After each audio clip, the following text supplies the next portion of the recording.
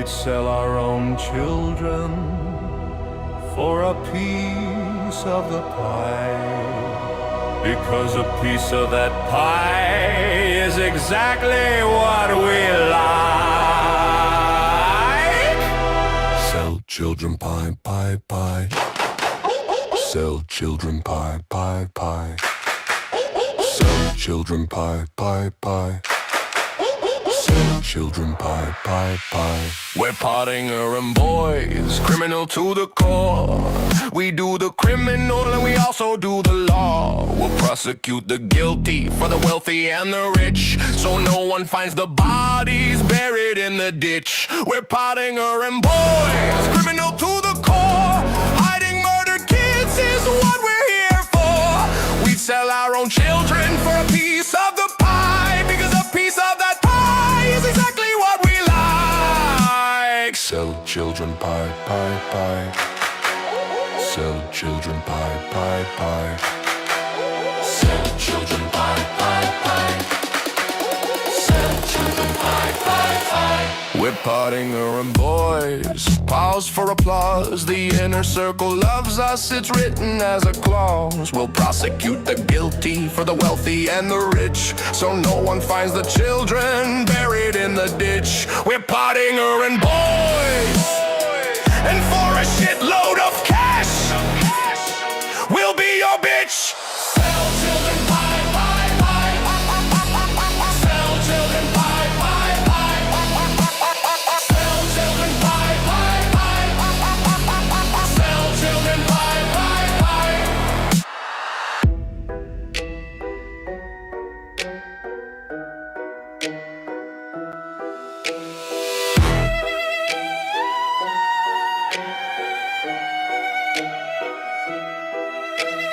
Sell children pie, pie, pie. Sell children pie, pie, pie.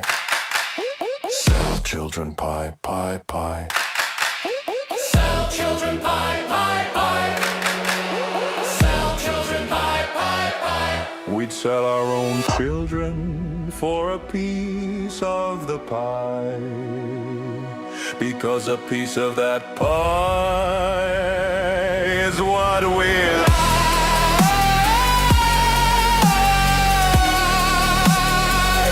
Is what we like.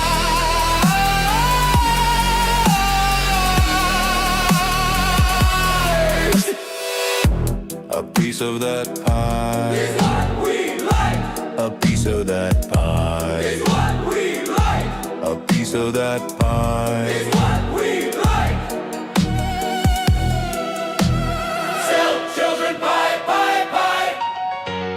Sell children pie, pie, pie. Sell children pie, pie, pie. Sell children pie, pie, pie.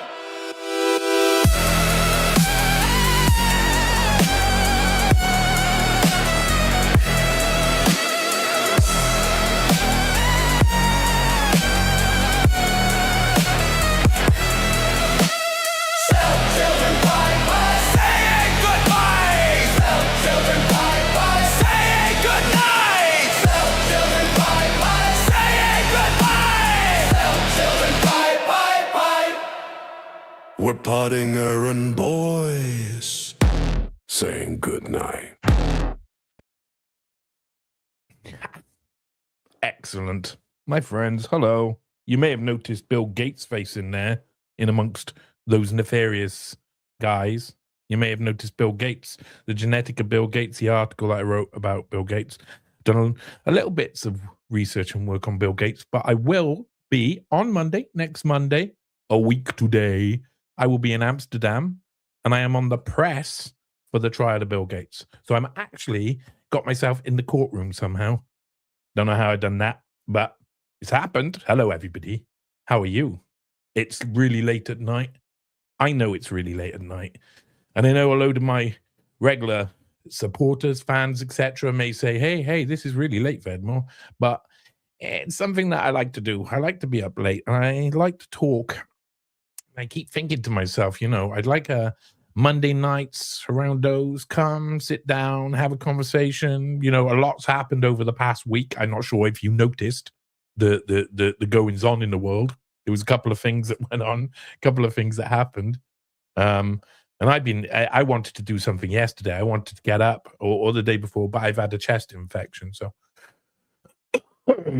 as you hear by my voice, so I've been a little bit under the weather, got a really storming headache, but a headache ain't going to stop me from coming and having a conversation. And I thought I'd go through an article that I wrote quite a while ago, not that long ago, in actual fact. It was about October time. And I was really getting annoyed with the idea of what Israel is in the mind of people. So I wrote an article originally called The United States of Israel, How the 51st State Works. Now, anybody who doesn't know me, maybe you're joining me live for the first time. Hello, welcome. My name is Johnny Vedmore. I'm a journalist. I investigate things no one else wants to investigate. There's a very small amount of people who investigate the type of things I investigate, and there's an even smaller amount of people who investigate in the way I investigate, which is often balls out full on because I need to, and I need to go head to head with these guys.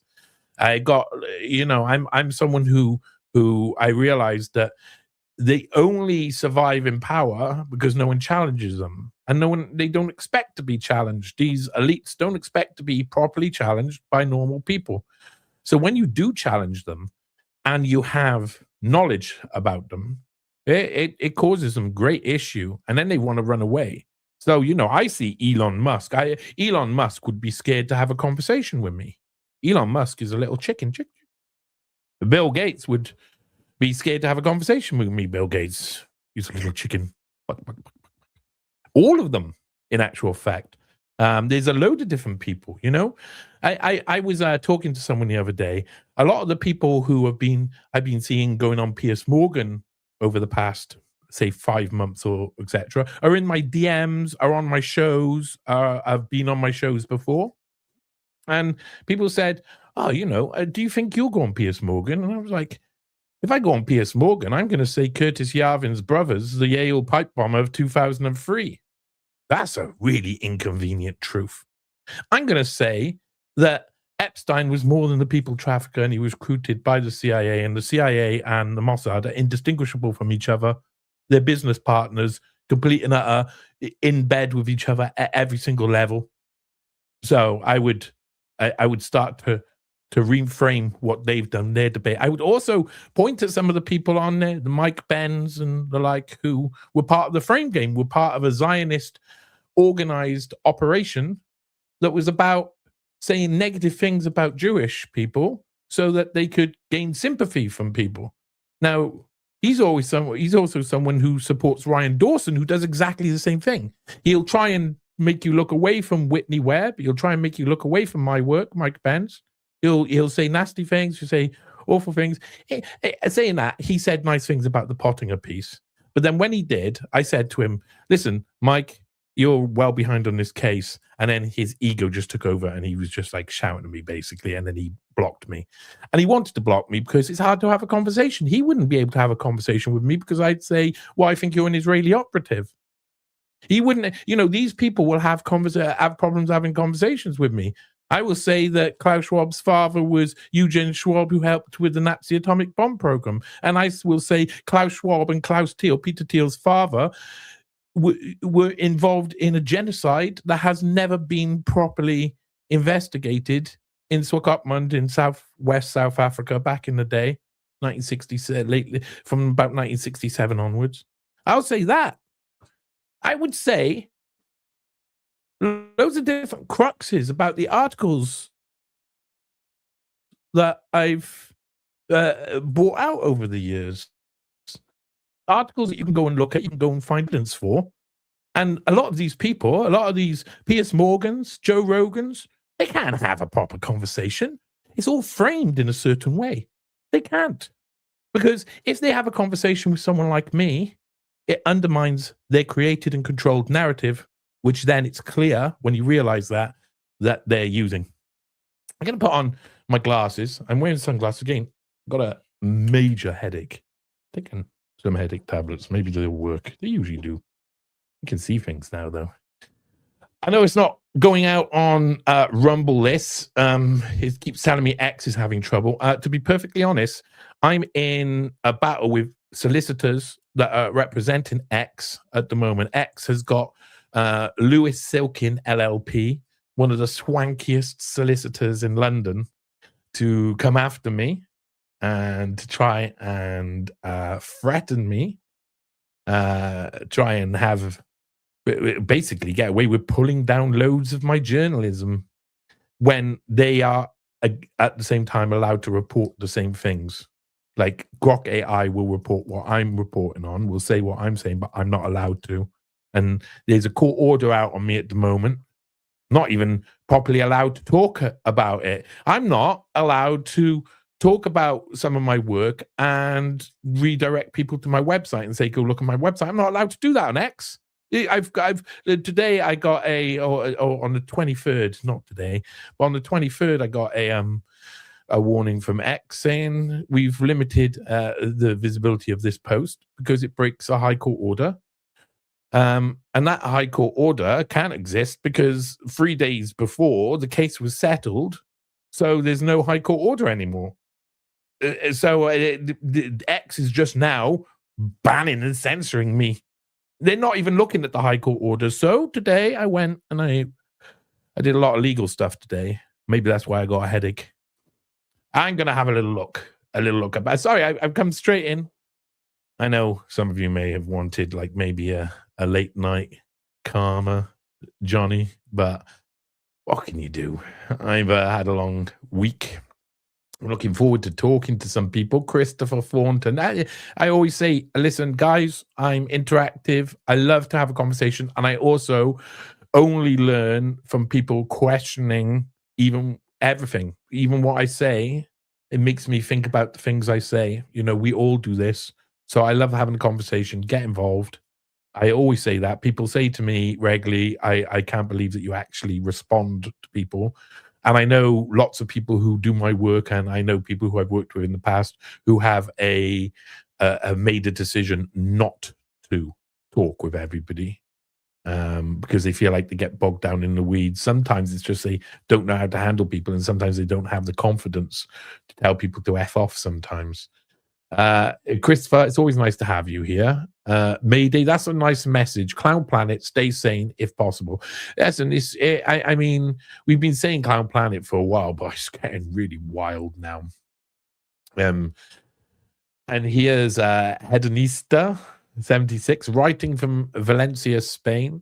I got to know when US will bomb US to pick up move vacations. That didn't come. The next one, it says it again. There you go. Writing from Valencia, Spain.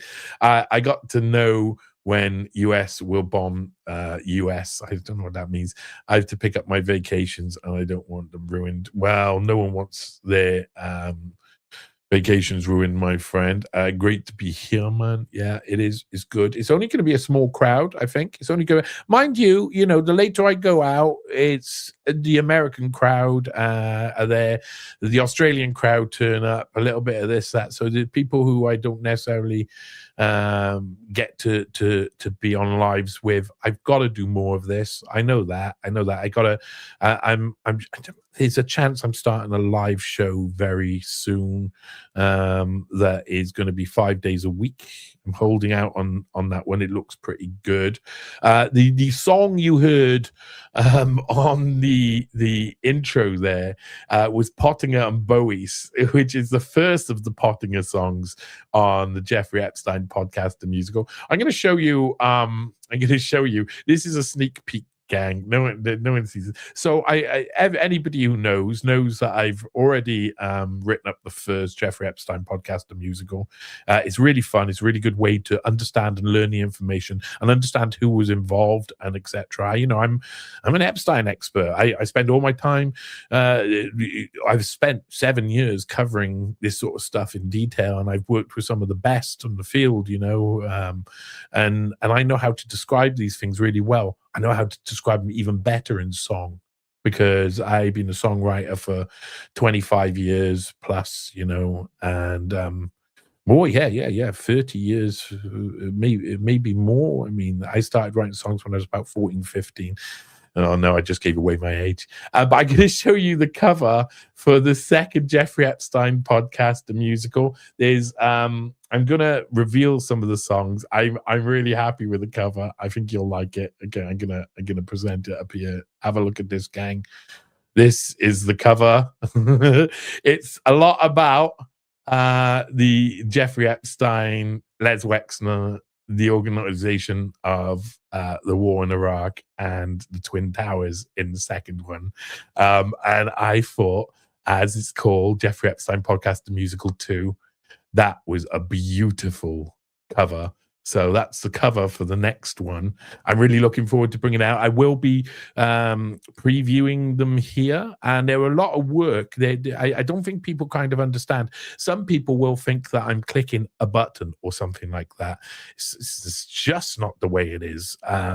Like each one of these songs is actually being made over a period of like 5 to 10 years, including writing the riffs, reincorporating them, and then doing other things. And now I can do loads of stuff with them. So now using things like Lambda, a little bit of Suno and things like that, I can now take out tracks that I'd almost lost in the past that were all on one track that had 5 people playing, different instruments. And I'm able to now use tools to take all of those instruments out, make them sound better, even reincorporate them into something else, and do loads of things with them. And I really love doing this musical side of it. So the Jeffrey Epstein podcast to do musical, I think that's going to be, I would say, the second one will be out maybe in a month and a half, 2 months. I'm not sure.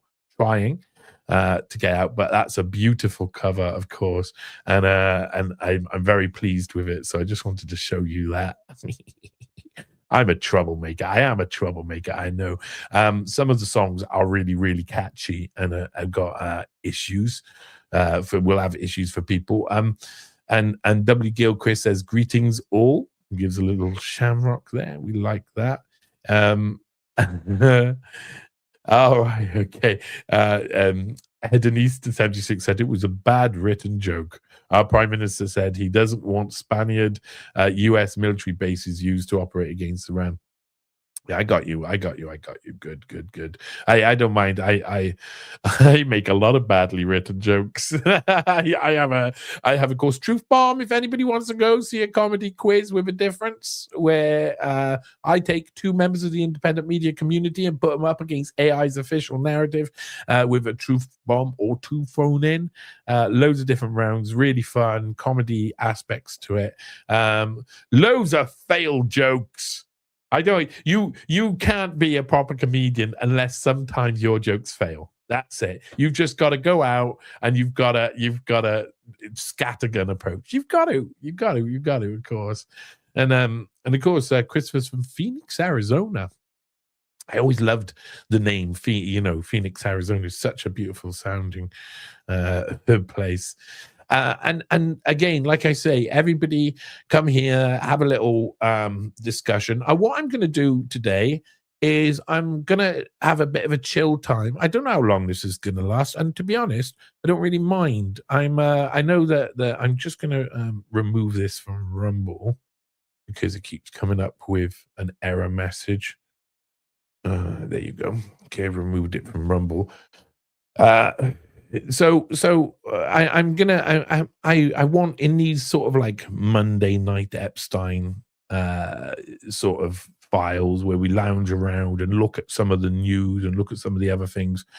I want to be relaxed and chilled. If you want to ask questions, if you've got something on your mind or you've got something you want to discuss, have a little conversation with me. Eventually, I want these things to be a bit more interactive. I'll get some people on as well. I don't usually do that on the lives that much. Just here and there, and I've got to start changing that because I love talking to people, and I love getting stuff out there and trying to put my own angle across on what I think is going on, because the world is a mess. So what we're going to do today, I'm going to share screen almost straight away, really. And we're going to see the cover, of course. There you go. I'm just mess around with these things, as always, make myself a bit bigger. This is an article that I actually wrote in October, but it was for paid subscribers for quite a while. And I when I do release things like that, and if a paid subscribers originally and they don't come out later for other people, not many people actually get to see them. To be honest, loads of people don't get to see my work. There's a reason why people don't get to see my work, and it's hidden from, I get a lot of messages saying I don't understand why this really important video's only got 600 views, or this really important video's only got 1,000 views. But it's just the way it is. It's just the way it is. I know what the game is. I know what the game is. So I'm going to read this. We can have a bit of discussion about what's going on. I want you to think as well about what's going on in Iran, what you've seen in Iran, because there's so many similarities. Of course, this is a repeat of Iraq and the weapons of mass destruction. I get a feeling they're going to try and push a weapons of mass destruction line more and more in Iran. And there was always going to be a risk. It's a very sad. I think what happened and what they had done with Iran is, well, I'll describe it earlier, but I think it was they took an opportunity. It was opportunism more than it was strategy. And I think we're going to see a lot more of this, like limited perpetual warfare, which happens in little jolts, so that they don't, it's really hard to hold the powerful to account for using such tactics, because by the time it's over, people are trying to get some sort of something to hold, say lawmakers hold Trump and others to account, but it's over, so they go on to the next thing and then they do it again, and it's like stuttered perpetual limited warfare. It's a different type. It's much more like you don't know when the war's coming, and that's fifth generation warfare style. It's leaning over now. We're those bombs and bullets. They may be slowly ending. Kinetic warfare may be slowly ending to a degree, but it'll still be used as a tactic to mess with the mind. And I'm going to read this. I think it's really important because I'm fed up of the fallacy. I am fed up of the fallacy. It's really hard to communicate with people because I say I'm an Epstein expert, and they say, "Oh, Epstein was working for Israel, wasn't he?" And I go, "Oh man, I have to start at the beginning every single bloody time." Epstein wasn't exactly working for Israel. Epstein's working for the United States of Israel. Israel is part of the United States, has been since its inception. It could not exist without the support, backing, and defense of the United States. So it is a grand fallacy, and it's a fallacy in the ilk of or the style, the format of Operation Condor. America can blame Israel when it wants for running operations, when it's America and Israel together, and Israel can blame America or blame whoever else. And it's about getting rid of responsibility. We all know this. We all know it's about getting rid of accountability. And I just seen, I'm just going to pop this up because I just seen there's a beautiful man in here, a man I love so much, Tim Hinchcliffe, who's really one of the kindest people I've met on the independent media. I've been on the independent media for quite a while now. It's really strange. I'm still quite surprised that I do this job. It was kind of like, it wasn't even like anyone's pushed me to it. It's just my life has morphed to be, this is the way that I have to battle. And I realize I've got skills that other people necessarily don't have. And I got ways to show people things in a way that they can then change their perception a little bit. But I can also say reasonably, if you change your perception, someone else gets you to change your perception, analyze your previous world, their world that they've offered you, and every other potential world as well. Look at all the options. Tim says, Iran is weeks from building a nuclear bomb. Oh, yeah. Just round the corner. Just round to the US and Israel response is 4 weeks to flatten the falafel factories. Oh man, I'm glad I don't like falafel. I'm surprised that they're targeting falafel factories, but on the other side, I'm not. I'm actually with it. If Israel were to do anything, flatten those falafel factories. I don't care about falafel. So falafel to me. Love you too, Tim. I have a lot of love for people out there at the moment, especially because we're all sharing something. Even the other side, you know, a lot of this is logical fallacies, people using logical fallacies, people embracing logical fallacies. So when the war happens, I can see loads of people saying, oh, it's good for this reason, or it's good for this reason, or it's good for this reason. But all of them are based upon assumptions that if you actually investigate it and analyze one part of it, is a logical fallacy, and it's not good for anybody. The war it's never good for anybody. Never. And Iran is 3.8 times bigger than Iraq, much more well prepared, much better defensive positioning, could cause a lot more trouble in general. And that's why America can't go in against Iran. You see, the whole thing of, oh, we're going to go in and do 4 weeks of strikes and stuff. They can do 4 weeks of strikes all they like. It'll probably take between 8 weeks to 16 weeks for Iran to replenish their stockpiles and their sources. And after that 4 week period. So the stuttered approach is going to literally do very little. It's just about replacing. See, they're shuffling the deck. They're killing people. They're killing the leadership. They think if they kill the leadership at some point, they'll get to someone who will say, "Oh, I'm going to do this differently." But that's not how power works. Simplistic. It's not how power works. When someone gets power, they don't go, "Oh, I'm going to work with the other side all of a sudden and do the opposite thing that I've done all through my life." No, they go, "Okay, if I let those people in, I have no power anymore, and I've just got power." So that's it. That's a power game. So this is only a short article. I'm going to read it through. I really, really want people to think about this. I'm not trying to listen with this. I'm not trying to take the responsibility or accountability away from Israel or America. You only do that if you blame one or the other only. That's the way accountability and responsibility is lost.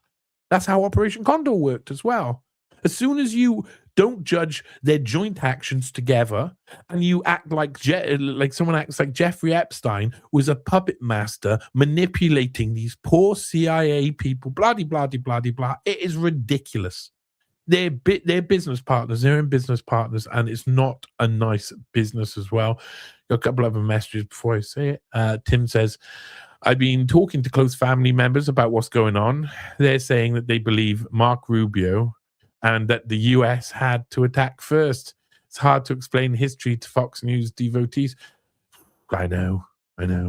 But I mean, in 4 or 5 years, they won't even remember their stance there, where they were, what they believed, why they believed it. They won't remember the details.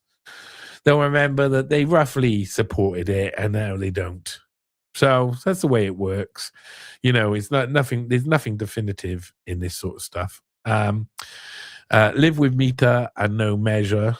B1679. I love you.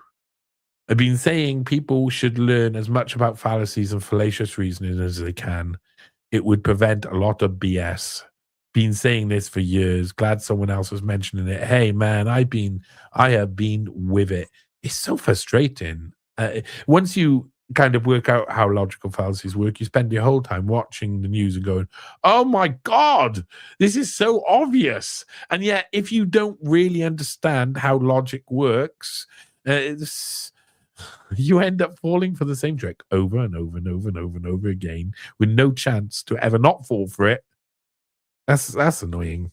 That's annoying. I gotta say, that is annoying. Yeah. Yes, it is. Yes, it bloody well is. Yes, it is. And W. Gilchrist says, They forgot their lines. In other words, parrots. Yeah. So let's do this. I'm going to go through this a little bit. It's available on my Substack and my Patreon. I think I put it out on Newspaste as well. I don't tend to put out articles on johnnyvedmore.com anymore. That's much more. I'm trying to change that, and I probably will just divert it to Newspaste eventually, because Newspaste is really my base.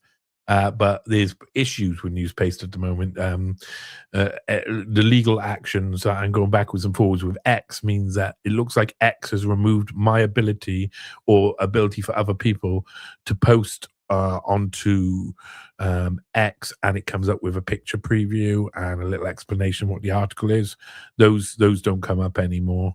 I've been trying to fix that. I've been trying to add plugins and manipulate plugins, but it looks like that's X and not the actual website functions.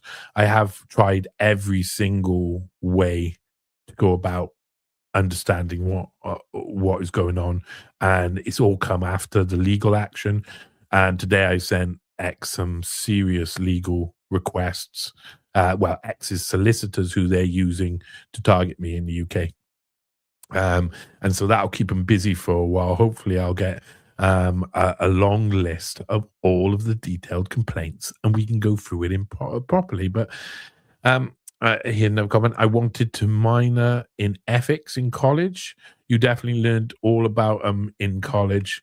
I just happened to have an excellent professor. Indeed. To be honest, it's like Marcus Aurelius and others, in the history, were the academic leaders who often saw the importance of teaching about fallacies and teaching about poor reasoning.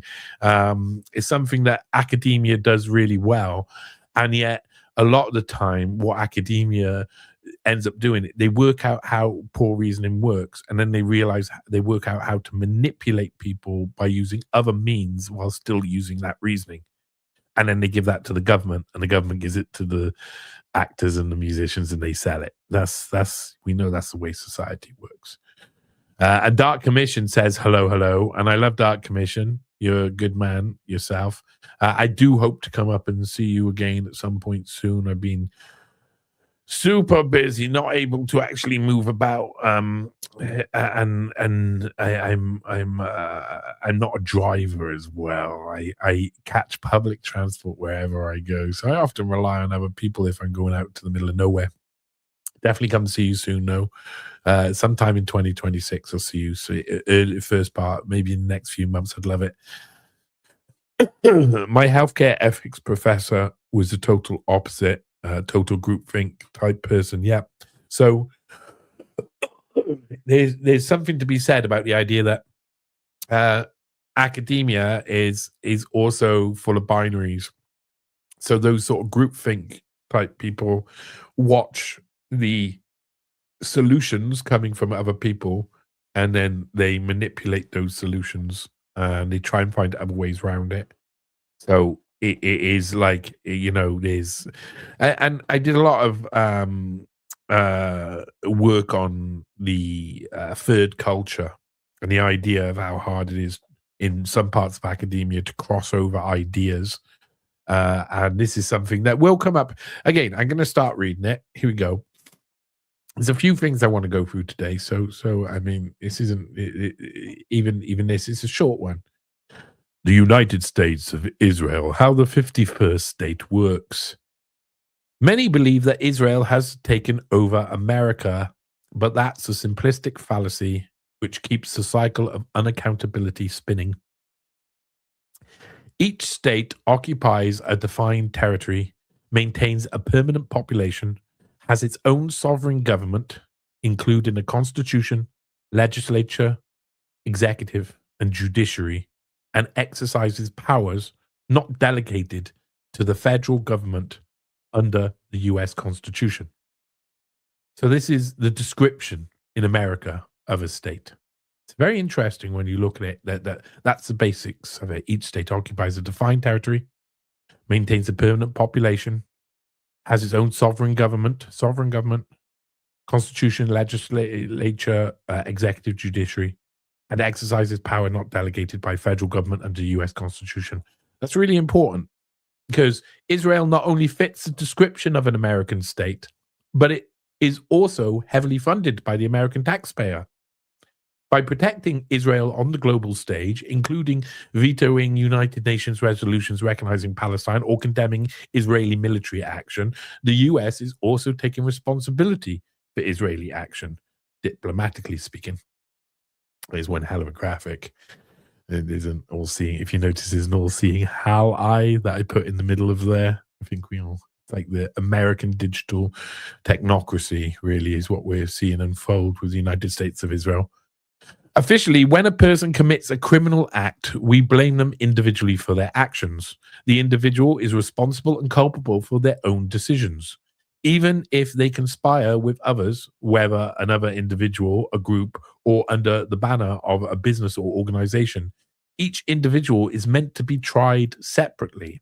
However, in reality, that doesn't happen. When the rich bankers at JP Morgan were under the microscope in relation to the case against Jeffrey Epstein, only the bank itself was forced to pay compensation. The individual bankers are yet to be held accountable for their own actions. From this, we can logically infer that individuals who are part of a complex organizational structure can avoid accountability for illegal or illicit actions. As humans, we are predisposed to see our surroundings without shade or color. Instead, everything is usually deciphered as either black or white. It isn't surprising that we tend to lurch towards the binary. Left and right, up and down, red and blue, truth and lie. Our entire reality is filled with yin and yang. It is through this simplistic binary lens that the relationship between two seemingly separate countries is viewed. There is no doubt that you will be well aware of the tropes concerning Jews controlling the world. This view clearly has some merit. After all, a trope is simply a recurring theme or motif which represents an existing or common pattern or a well-documented archetype. Judaism itself has remained a distinct religious order for thousands of years, so it's likely to express patterns throughout history which are repeated and definable.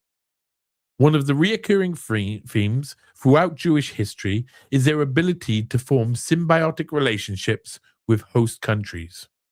This is followed by those relationships becoming parasitic in nature. Often, the Jewish people who live in a country other than Israel, Palestine, form mutually beneficial relationships with their host countries. Yet over time, instability within the native populations of those countries start to perceive the Jewish population as parasitic in nature, sometimes rightly and sometimes erroneously. However, this dynamic changed in 1948, and now, during the era of the globalist technocracy, Judaism plays both an intrinsic symbiotic relationship with the United States of America and a parasitic symbiosis throughout all the nations of the world, including in the US. Now, I want to just go, and because that is a complex when you're trying to understand why how things differ, how like two states like America and Israel differ, these are complex ideas. I'm gonna reread some of this because some of this is really important, especially this. This dynamic changed in 1948, and now during the era of the globalist technocracy, Judaism plays both an intrinsic symbiotic relationship with the United States of America.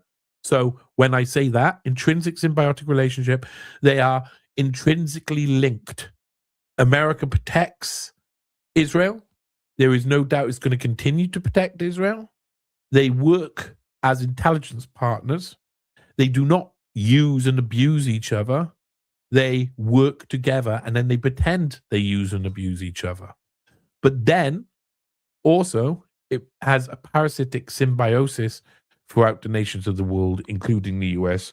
So when I say that, it's like there's a difference between a symbiotic, like different forms of symbiotic relationships, because of course a parasitic symbiotic relationship would be they're gaining off the back of someone, where they're more intrinsic really than that. But still, that element is all over. That's how the United States became intrinsically symbiotic, or in an intrinsically symbiotic relationship with Israel and Judaism. The United States became that because of going through this process that was, first of all, a parasitic symbiosis.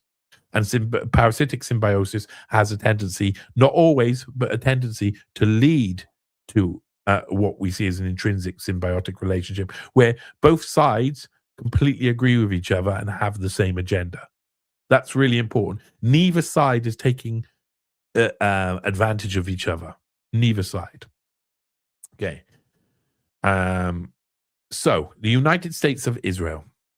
As I reported in the article Nahum Goldman and the Creation of the Zionist World Order, the eponymous Goldman, who was considered one of the founding fathers of modern Israel, once stated that they chose Palestine as a location for their country because it constitutes the veritable center of world political power, the strategic military center for world control. It is true that they chose Palestine as the epicenter of modern Israel. However, when I refer to they, I am not simply talking about Zionist Jews alone. It was in 1945 when they sat down to design the shape of our future. The League of Nations was reformed into United Nations, and Nahum Goldman was given an office to begin lobbying member states for the creation of Israel. Palestine was never given such an opportunity, and they have never been appropriately recognized. You can read about Nahum Goldman in this article, Nahum Goldman and the Creation of the Zionist World Order. This article actually follows Guido Goldman and the German Marshal Fund. Guido Goldman, his son, was Henry Kissinger's best friend and party organizer. And of course, that the Guido Goldman article is the follow-on from the Kissinger Continuum, which is the unauthorized history of the Young Global Leader program. And then, of course, that's a continuation of the Schwab series, which the two Schwab series articles beforehand was called Schwab Family Values, about Klaus Schwab's father working for the Nazis and atomic bomb program, and Klaus Schwab doing the same with the South African apartheid regime. And, of course, Dr. Klaus Schwab, or How the CFR Taught Me to Stop Worrying and Love the Bomb, which is described by many as my seminal piece, and I am very proud of it. I have to say, I am very proud of it. All available on Newspaste, all available on Unlimited Hangout still as well, if you want to go and look at them. The newly emerging push for world peace came directly after the horrors of World War II. The globalists were mobilized to form a one world government of sorts. However, to get to a globalist utopia, individual nation states would have to surrender their autonomy. That couldn't happen overnight without leading to mass insurrection and the dissolution of globalist organizations such as the UN. Sorry, I am going to cough every now and again because I got a chest infection. There was also another issue. There were competing forms of globalism throughout the nations of the world. The Soviets had a vision of global union under Stalinist communism, and the Chinese were always keen on a similar dynamic. The nations of mainland Europe were under occupation and desperate for any dynamic which could bring stability and prosperity back to the continent. Still, the strongest hand was held by the main allied forces of the USA and the United Kingdom. Truman's decision to support the creation of Israel initially caused reverberations throughout the American establishment. The CIA had been formed from the remnants of the OSS in 1947, and some of its main agents completely disagreed with Truman's support of Israel. Kermit Roosevelt was to design the CIA soft coups of Egypt and Iran in 1952 and 1953, respectively. Roosevelt knew Palestine better than most. He had traveled through the region in his younger days and had fallen in love with the country. Along with many other CIA bigwigs, Roosevelt publicly opposed the creation of modern Israel, a stance they kept until 1967 and the Six-Day War. In fact, the majority of the American public also disagreed with the creation of Israel. Regardless of the cacophony of dissent, Israel was vital to American plans globally. Really important. The American deep state agreed with Nahum Goldman. Strategically speaking, Israel sat on the doorstep of the Middle East, Africa, Russia, Asia, and Europe. It didn't matter how long it took for the Americans to gain an immovable foothold in the region. By adopting a symbiotic relationship with Israel, America created that opportunity. However, their foothold had significant rivals regionally. Iran was in the ascendancy. The Ottoman Empire had fallen apart, yet Turkey remained threatening. The Soviets were looking to expand in the region, and the Chinese and Indians were deemed the potential power brokers of the globalist era. If America intended to project its power regionally, Israel was perfectly placed for it to do so. Israel needed America to survive. When they created Israel, all parties knew that the military response from the neighboring Arab countries was inevitable. Here's Dr. Klaus Schwab, or how the CFR taught me to stop worrying and love the bomber course, about how Klaus Schwab, during his Harvard years, was introduced through Kissinger's international seminar to John Kenneth Galbraith and Herman Kahn, who were vital to set up the World Economic Forum and also vital to many other things that have happened throughout history, including the nuclear era. Throughout the nuclear era, these some of the most important people to why our world is currently the way it is, and people don't really understand it. I love that article. Like, in actual researching it, I've got it's like I had a love affair. I spent a year trying to understand what I should write next about Klaus Schwab's ancestry, but that year was amazing. It was like I was experiencing things in the real world that I was also studying. I was looking at the news, and the same points were repeating. And the same situation was repeating in Ukraine at the beginning of 2022, just as I was writing this. So, Israel exists because America wanted it to be so. They needed it to be so. The race towards globalism requires a clear winner. Essentially, the nation state which becomes the central pole of globalism wins the race. North American statesmen such as Henry Kissinger, Herman Kahn, and John Kenneth Galbraith wanted to see the American pole of globalism become triumphant. It was that desire which saw Kissinger, Kahn, and Galbraith mentor young Klaus Schwab throughout the creation of the World Economic Forum. By the mid-1960s, America and Britain were on the same team. However, the Europeans needed both convincing and conforming. The previous world wars had stemmed from European instability. The Americans and the British didn't simply want to break the cycle. They desired to control it. If the Americans and British could systematically undermine European liberty, then they would have the most powerful globalist bloc. It's really important. For Europeans as well, mainland Europeans, if they look through history, they discover they're being manipulated by Britain and America into joining them, even though it's against their best interest. That's pretty serious. It's pretty serious. That's pretty serious. Okay, how it works. Currently, the Western pole of multipolar globalism is represented by a united America, Britain, and Europe. On the other side of the world, we can see BRICS nations form the opposing pole. However, where is Israel within this paradigm of emerging binary poles? The answer is simple. Israel is America's 51st state.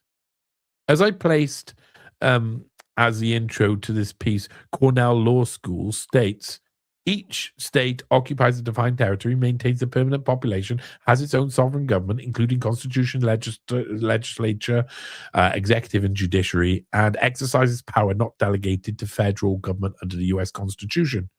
Israel not only fits the description of American state, but is also heavily funded by the American taxpayer.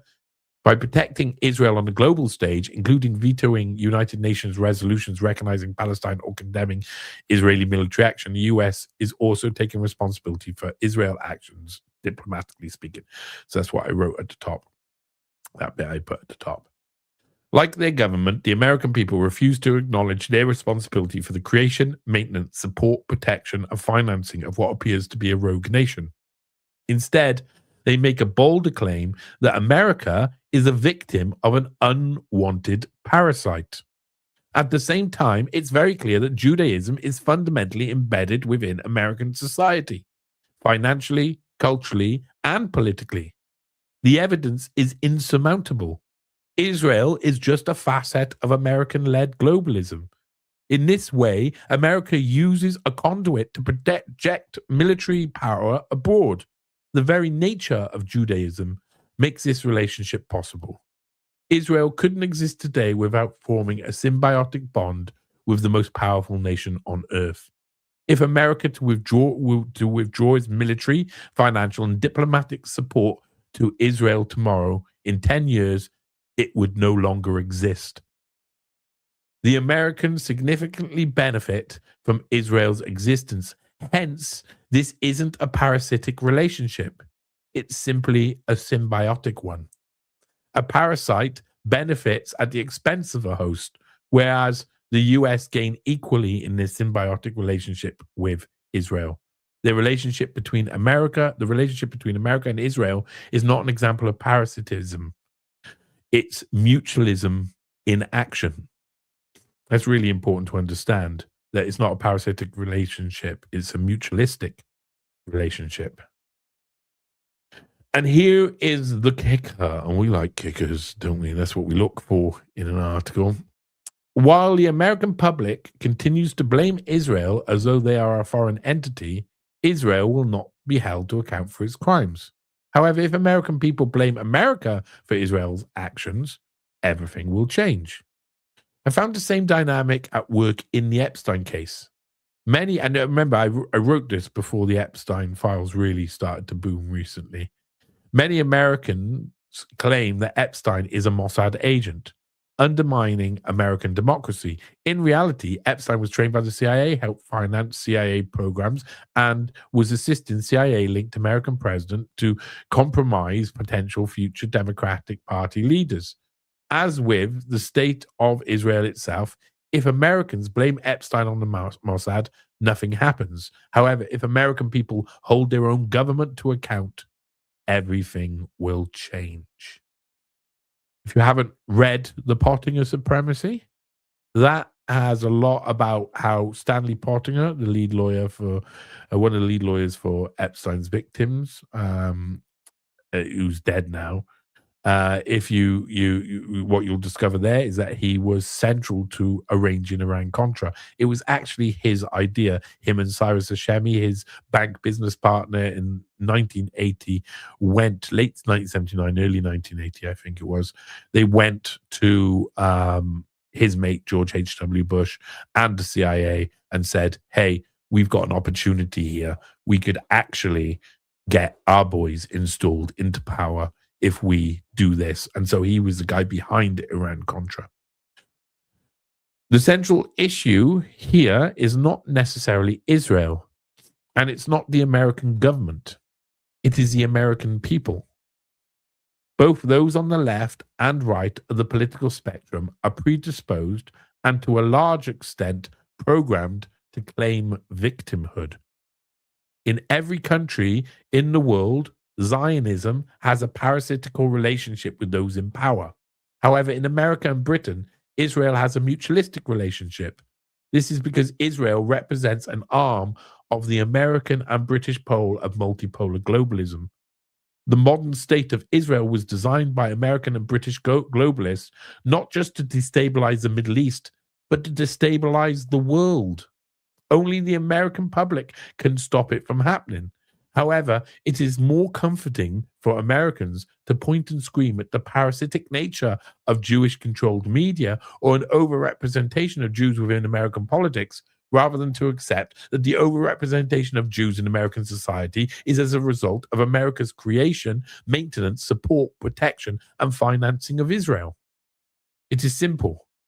Stop claiming to be a victim and blame your own government for the world it created. Israel is part of the United States of America in the same way as Texas or Alaska is. It is an arm of American-led globalist supremacy.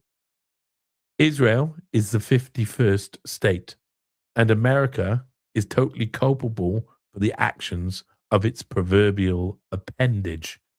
An appendage is what I think Israel is. It's so totally different. If you listen to people like Ryan Dawson, other people who try and put a frame game approach on it that Israel are pumping out there, it's all about how, Israel are evil and they're taking over everything. And if you do that, not only do you end up sowing a fallacy, but you never solve the problem, and you always end up aiming at the unaccountable. And this is one of the things about this relationship. America has to look at itself. The American people have to look at it themselves, really. As always, with any of my articles, of course, you can, at the end, decide to buy me a coffee, or you can read more articles. Again, a lot of these people who are creating the world have many links to Epstein. Eric R. Weinstein is one of those.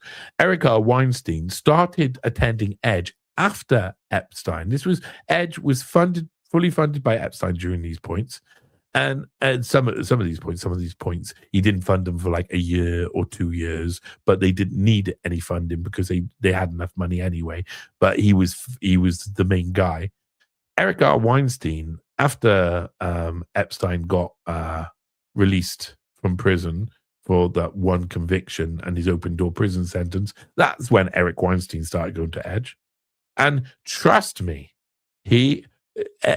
Epstein was at Edge events, as you can see by the pictures from 2011,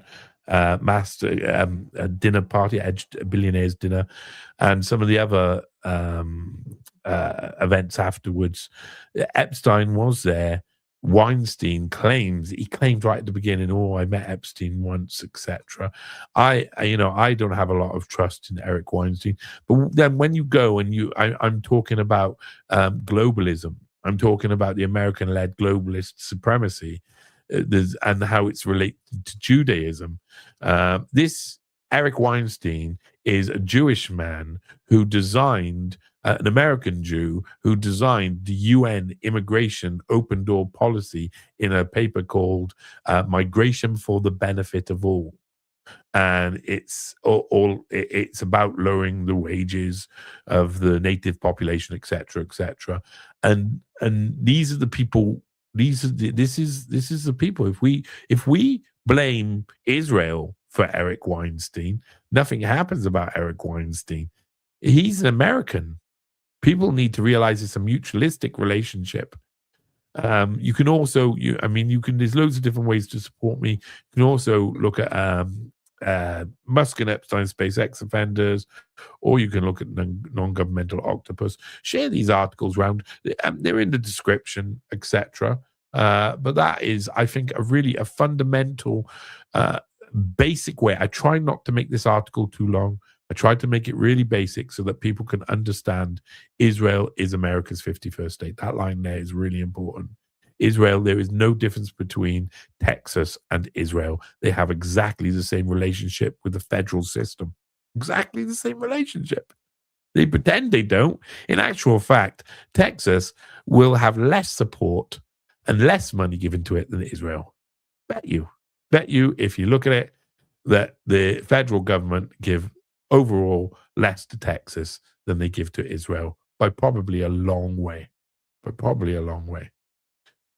But it's a very interesting piece. It was one that, like I say, a lot of my work isn't read. I mean, it's a very small group of us who are actually analyzing this sort of stuff, and a lot of the people are on these different types of sides. Everybody hates each other. Everybody's fighting all of the time, and uh, and that's a bit annoying. Of course, I'm gonna go. I'm gonna go back. I'm gonna go back to Dark Commission actually, saying, "No worries, Johnny. I'm in all your LOL." Course. Let me just change this round.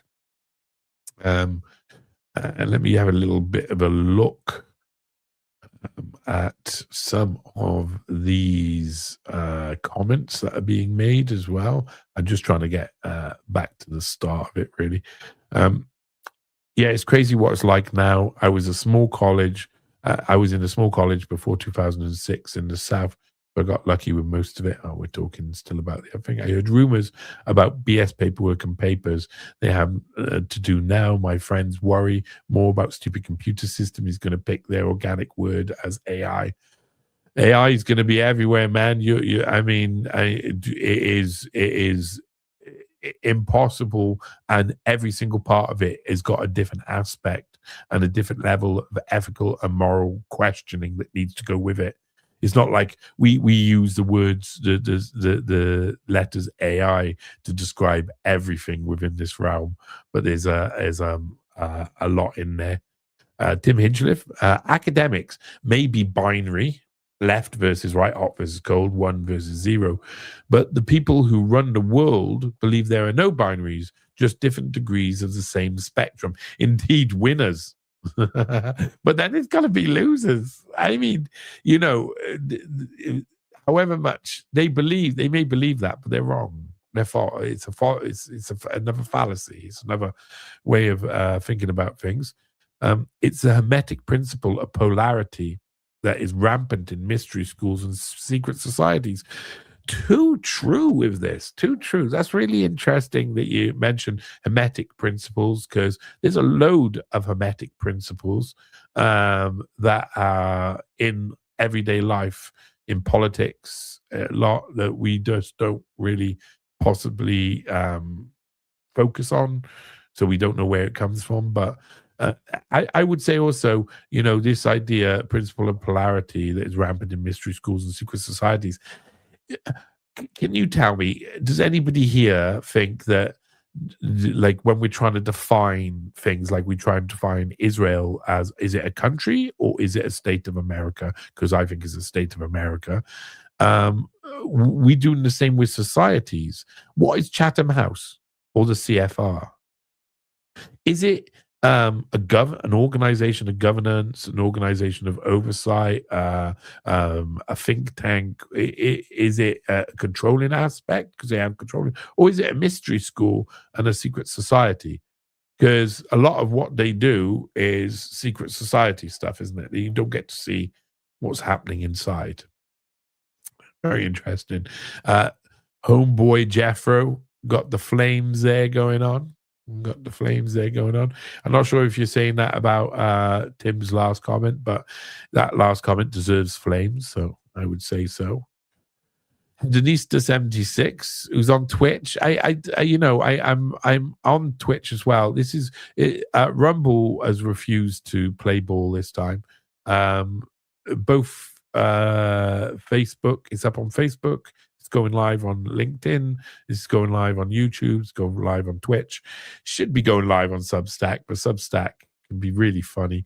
And it's going live on X, but Rumble, unfortunately, it partially doesn't like me, but I think it's partially set up to hate me because legally they don't.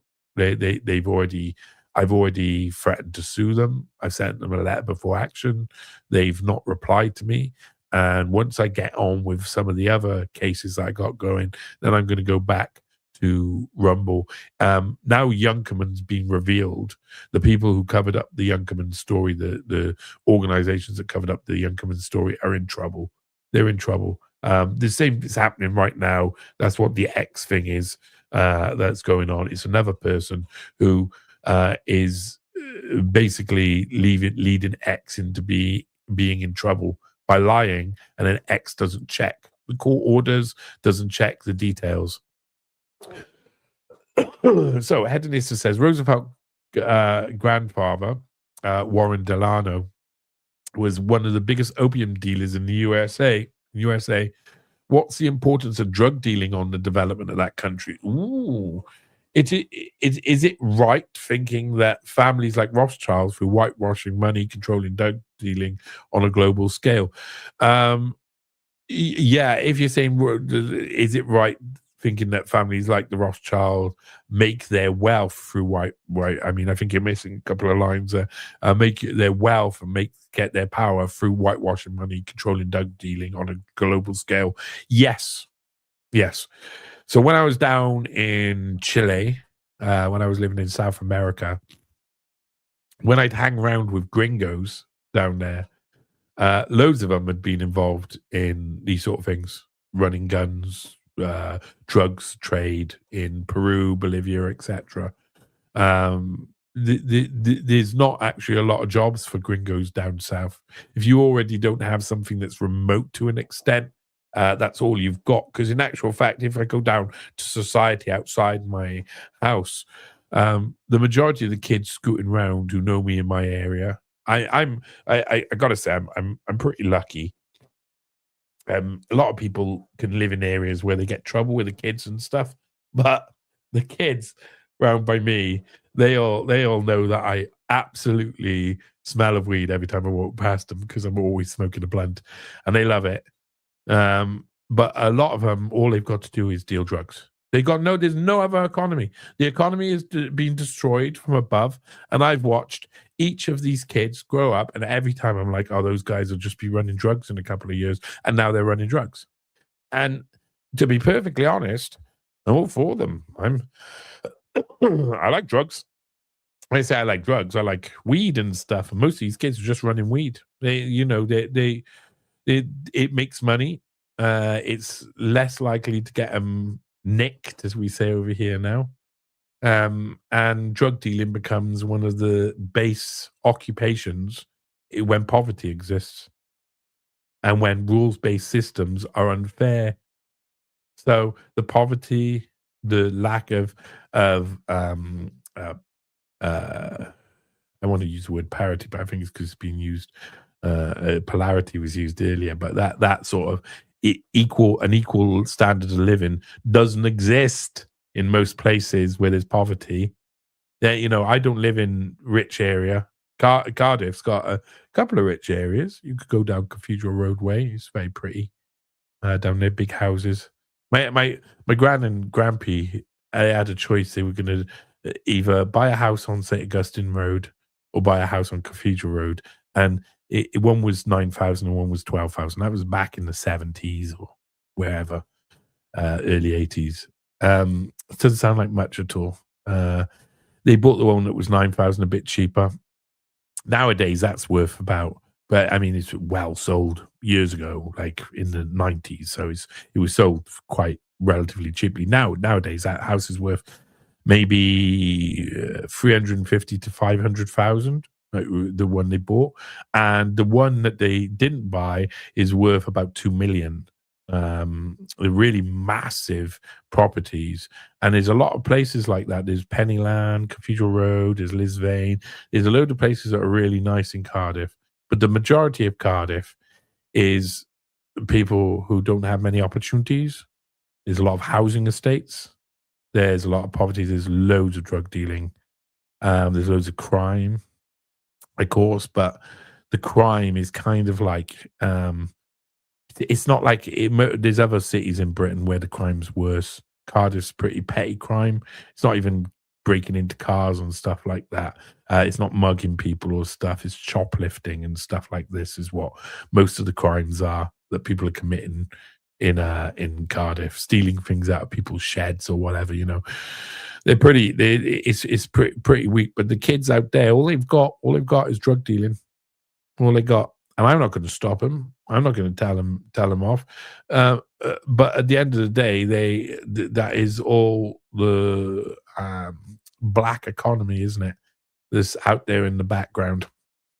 I sorry to spend a bit of time on that, but I see that every day in my neighborhood. I see. I mean, just before I came on this show, there was a young girl who lives around here hanging out with a load of the guys who are drug runners, and they were all out screaming their heads off, all having a little bit of a Benny and a fight, and all having a go. my housemate would put his head out the window and was like, "Will you all shut up?" And they were like, "Oh," because they know us really well. Because most of these kids are just, they may act like over the top. They may sell drugs. They may look bad. They may have masks on with just their eyes showing, scooting along on electric scramblers and stuff, causing trouble by the looks of it. In actual fact, the majority of them are really nice kids, care about their family, care about their friends, don't have any opportunities, and they're looking into the future. And it's not like what we had back in the day. We had the ability to enter into somewhere where we could learn an industry and stuff. They just don't have that anymore. So drugs, whitewashing and money, that's something that is, it's where the money is. Anyway, Tim Hinchcliffe. Everything is dual. Everything has poles. Everything has a pair of opposites. Like and unlike are the same. Opposites are identical in nature, but different in degrees. Oh, I love you. Extremes meet. All truths are but half truths. All paradoxes may be reconciled. In that respect, good and evil are the same, but they vary in degree. They are opposite ends of the same pole. Where does good end and evil begin? Indeed, I like, I'm very much, when it comes down to thinking about things like that, some of the things that when I'm writing and stuff, and when I'm looking at stuff, sometimes I have to face ethical and moral quandaries that come up from the fact that I look into, I would say, explaining to someone the other day, when you investigate intelligence agencies and people who are like Youngkerman or Pottinger or etc., the same thing happens every time. I write series, yeah. So I write the first article, and a load of people will give me we'll share it around, and the people who it's about will go, "Oh, that's worrying." Then I write the second in the series, and they're like, "Okay, now he's coming out with things that we don't want in the public domain. We got to stop him." And then by the third article, they come into my life. They either start contacting me on Hotmail under fake names, or Gmail, or on Facebook, or on whatever, or they come into the local cafe in my town, or they try and hang around in loads of different ways to introduce themselves so that they can then try and change my mind in some way. So when I investigate intelligence, eventually intelligence come into my life, and then I have to take actions that are indistinguishable from intelligence. So when I go into the Vatican and I'm being chased around by the Vatican, so I got Vatican intelligence, probably Italian intelligence on me, Italian police watching me. I'm in Rome, and I have to take a load of actions which are spy-like.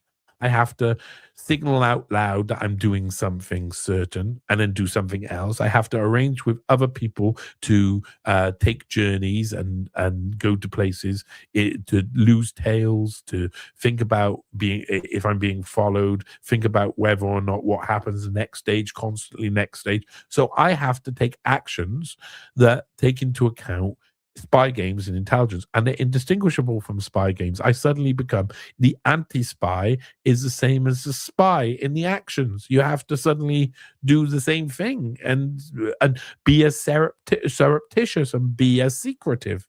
So that is very much true. That the opposite ends of the same pole. You end up realizing I may be fighting against intelligence-linked gangsters, but for that I have to use the same strategies to avoid and to escape them.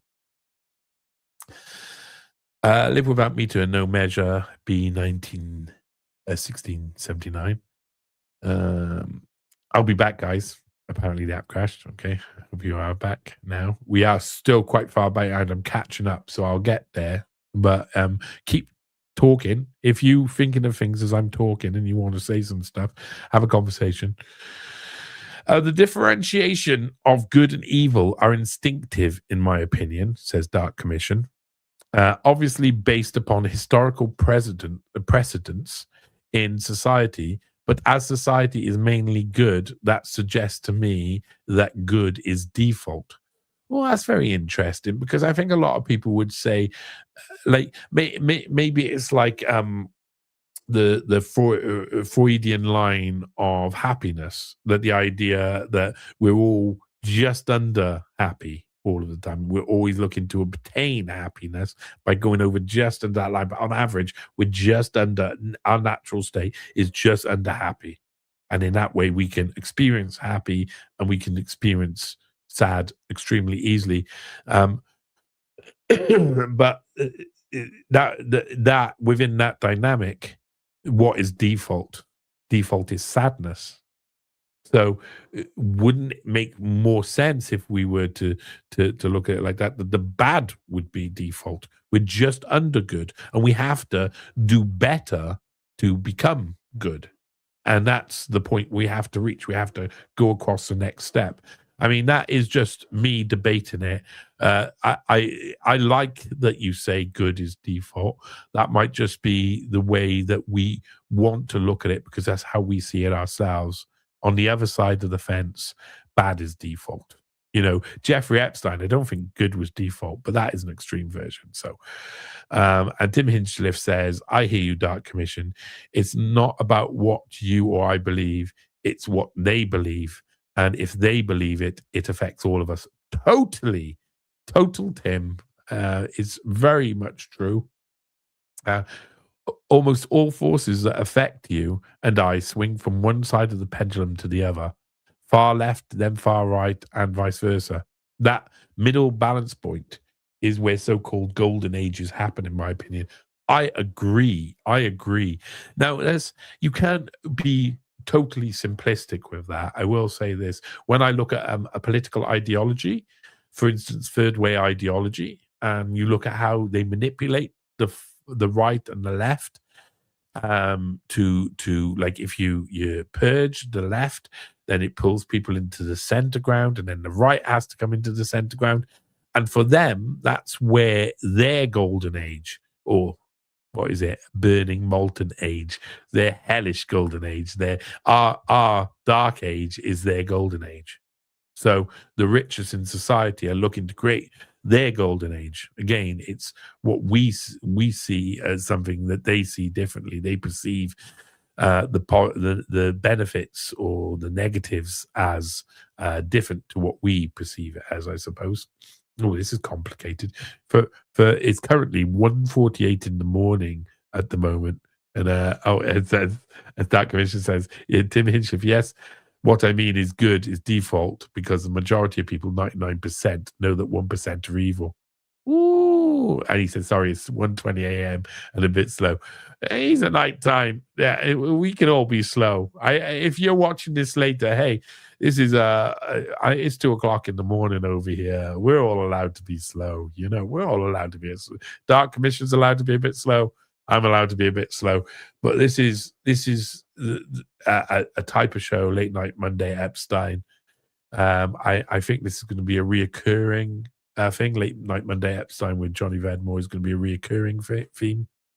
It's going to be a way that we can just hang out together. Especially, and Dark Commission, if you need to go to bed and have a sleep, do so, of course. Tim Hinchcliffe agrees. Manipulation at mass from the Flavian dynasty on, says Christopher Thornton. I agree, but probably before. The recording of it is, like, you could say the Flavian dynasty is the moment it gets recorded down, and that this has been going on before a long time. And it's not a surprise. If you want to get everybody on board, you want to get everybody on board. So it's always going to be the mass. I'm with you in spirit, says Tim. I'm 5 hours behind you in time zone. So what? It's currently, I can't even work that out. It's currently the 9 o'clock over for you, Tim. I can't even work that out. I went for a walk for a couple of miles in the dark with my dog earlier. A really nice time. I was just getting over like a chest infection. Really nice time in the darkness. It was dark out there. Monday, most people seem miserable, and I was going around Cardiff singing. So, what can you do? User TL2 says Frankenstein. So, yeah, I don't know quite what we were talking about at that point, but probably. Speaking of polarity and symbiosis, is Israel a 51st state, or is the US a fiefdom for Israel? Now, I agree. There's, the idea of the fiefdom. Again, that would be a parasitic relationship rather than mutualistic relationship, I believe. Um, but when you say that it's somewhere in the middle, about other things like the golden age could be somewhere in the middle. Israel and US, if they are both taking advantage of each other as much as they can, they're both benefiting from it mutually. And really, because they had no actual borders, everything they do is detached from each other to an extent physically. So it means that they have to go backwards and forwards. And again, a lot of US, yeah, I mean, we can say that a lot of the US, like, it could be controlled by Jewish interest groups, banks, mostly Jewish run, etc., etc. Something which you would have been completely and utterly cancelled for saying 10 years ago in Britain, and Corbyn was completely and utterly not allowed to talk about it at all. But there is a lot of power going on in America and Britain with Jewish interest groups. When I was studying for One Nation Under Blackmail, researching for One Nation Under Blackmail, one of the things Whitney Webb asked me to look at was really how Wexner rose to the position he's in now, and how he used Jewish groups to form consensus. And, while they were doing that and mobilizing Jewish groups in an organized way to form consensus, they were achieving much more than the Americans who were around them, the non-Jews who were around, the Goyim, who were around them. So I think there is a element where Israel were benefiting because they realized what needed to be done, and they benefit both at home and they benefit in the United States. Again, they're part of the United States. Those community groups, those community action groups are all over the place. It wasn't just one or two. Les Wexner wasn't just mobilizing a couple of people from the Jewish community. These were thousands of thousands of thousands of thousands of thousands of people who were extremely mobilized by these people. W. Gilchrist. I do have Weinstein's UN migration for the benefit of all. One of the public information leaflets I handed out on the roadside. Oh, brilliant. I'm glad you're doing that. I think Weinstein, I mean, come on. Peter Thiel, when Peter Thiel's second in charge, Thiel Capital, for a fair few years. You can't dress him up as being a nice. No one could dress him up as being a nice guy. I have no idea how he's managed to go on for so long and not be seen as one of the most evil people around. But it's because he knows how to wield. If you watch, especially in the past, Eric Weinstein speaking on things like Joe Rogan podcast, on Dave Rubin, on with other different people that you have, what you discover is a lot of moments where he's asked questions he doesn't know. He just talks crap. And the people listening go, oh my God, that's amazing, because they don't understand what he's saying. And what he's saying is just crap. Fallacious. Lots of fallacious stuff. Groove Dodger, been reading how the Puritans who colonized USA were Ashkenazi Jews, the root. Well, to an extent, the Jewish groups and Jewish organizations were always going to be winning out in certain areas where there's a lot of minority groups, minority religious groups. So if you go to places where the Puritans who colonized the USA were really active, and where other minor religious groups were really active, and where Jews were really active, go to places like Rhode Island, you discover that there were lots of competing groups, and Jewish groups tend to do really well in those situations because they're able to work together because they got the same goal. That's the Moshiach returning, people. I think we all know this. The return of the Moshiach. Groove Dodger read challenging the fundamental premise of white supremacy, DNA documents, the Jewish origin of New England colony, Elizabeth C. Hirschman. That would be, read that. I would be extremely interested. New England colony was one of those ones that, like Rhode Island and others, were just completely and utterly full to the brim of all of these different Lutherans and other type of churches, and for the ones who rise to the top out of all of those are the groups that can organize the best. That's it. Remember that. There's a certain point where religion shares similarities with algorithms. It produces the same pattern over and over again that's pushed on by the same people over and over again. And if it's done well enough and in sync enough, then they become the dominant force. And that's what Judaism does regularly, becomes the dominant force. I would say to people, go read Challenging the Fundamental Premise of White Supremacy, DNA Documents in the Jewish Origins of New England Colony. Go read that. I'm going to go read that in the next couple of days. I might read it when I'm on the way to Amsterdam, to be honest. Maybe that's plain reading.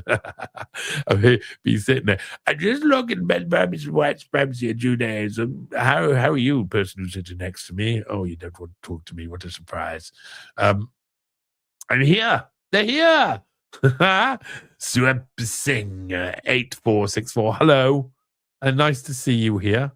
Didn't South American countries legalize drugs? I can't remember which one. Yeah, there's an element of that. A lot of it is a lot of legalization down there is a lot like the legalization you have in like places like Portugal and stuff. Uruguay seems to be ahead of things like that. But when you actually go there, there's a load of different slight rules that mean you can't do this, you can't do that. You're not allowed to do this, you're not allowed to do that. And that gets a little bit more difficult. When I was in Chile, I was growing weed. So as long as I didn't grow over 3 plants, then I wasn't going to get in trouble. And weed was really easy to grow in Chile. You just put it in the ground. You only have to water it with newts like 3 times in like an autumn and 70-day period. You have massive bits. So if you've got 3 of those going, you just never have to really buy weed. You just no. So you always got so that fact you can grow so easily in South America, in some parts of South America, so super useful. And they wouldn't be able to stop people growing because, I mean, it's so easy. So, but I knew someone who was down there who he would thin and top his plants over and over again. For those who don't know what that means, you can when your plant originally comes up, when your marijuana plant, the top, you can do two things. You can either, if you take off the top of it as it grows, then 2 new tops appear. And then you have double the amount of roots or stalks. And if you do that multiple times and you lay it across a sheet and you keep topping them, then you end up with this really like organized, like I say, each time you top it, 2 more come up. So it's like, it's a way to control the buds. And then thinning, where instead of taking the entire top bit off, you just just rip it. And it causes the underneath, the top doesn't produce, so it doesn't produce the 2 like if you top it. Instead, the underneath starts to produce more, the undergrowth of the plant. So if you do lots of that, I knew a guy who was in Chile whose plants were so massively enormous that the 3 plants that he was legally allowed to grow still had the police come round and say, right, you're taking the mick. You're taking the piss. That is way too much, and you've got to stop doing that, or we're going to arrest you anyway. So even in the countries where they do legalize it, they also like they look for reasons why they want to mess you over. Peru, Bolivia, all got strange interactions with drugs and how drugs work, and drugs are extremely prevalent in those areas. Of course, Tim will know about this. I see he's commented on down here. Dark Commission, I can't speak for the DNA test, but I'd say that Puritans were entirely extremist Protestant Christians. Indeed. Indeed. When I was in the SEAL, not the 17th Century Reenactment Society, of course, you learn a bit about history, and Oliver Cromwell really was a Puritan. A lot of the people who were at the top of the parliamentarian army were Puritans as well. And after the way that the England and Wales and Scotland was looking back in the 17th century made those people say, I want to move elsewhere and create a Puritan world. And so that affected the colonies very much so, because they didn't believe they could get Puritanism, however you say it, in the UK. And there is an element to say that is true as well. Hinchliffe, exactly right. Facile State, USA. Super Singh says, in my era, heroin was not around, only coke, weed, and mushrooms. That's really lucky the heroin wasn't around. I mean, that's it. That is a killer in it, heroin. My cousin died of heroin overdose. Quite sad, Tim. Man, that guy could smoke a bong. I gotta say. I went round his house once when I was young, and I've never seen, in all my time, still to this day, I've never seen someone smoke a bong like my cousin. Massive bowl like that on the top of it, enormous, and was able to take it all down in one, a mix as well with tobacco and other stuff. Unbelievable guy, but heroin just completely destroys stuff. So I think the more heroin that's around, the more likely you're going to get criminalization, because people see drugs as all as the same. Coke is less, it still has of course, it's extremely negative factors, but Coke isn't. I mean, it's nowhere near as bad as things like morphine and heroin.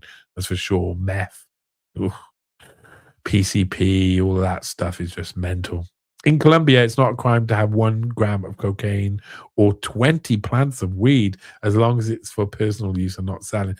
20 plants, fuck. Man, do you know how much I could produce 4 years worth of marijuana with 20 plants? I gotta be honest. Okay, I mean, if I say out loud that I used to grow weed in Cardiff, is that going to be something that the police can prosecute? I don't know. I don't think they can. They don't really care. But 20 plants, wow. When you grow weed, you learn what I was telling you earlier about topping, fimming, and things like that. I grew 2 plants in a 1.2 by 1.2 meter space at one point. It actually ended up being 2.4 meter by 1.2 meter space. And it was just 2 plants in massive 30-liter pots, air pots. And I did all of the bits with them to make them. And I trained them. I trained as I topped them, a new growth would be put underneath what's called a scrog net. And the size of the plants, the 2 plants, were just insane. The amount that came off just 2 plants, insane. 20 plants, as long as it's for personal use, bloody hell, yeah, I'd do that. I'd personal use all of that. Oh man, that would be nice. Anyway, a super thing. I'm not sure. Maybe I shouldn't tell everybody about growing weed, but I did love it. It was really nice to grow weed. Alexander Solzhenitsyn spoke of good and evil running through every heart duality of man.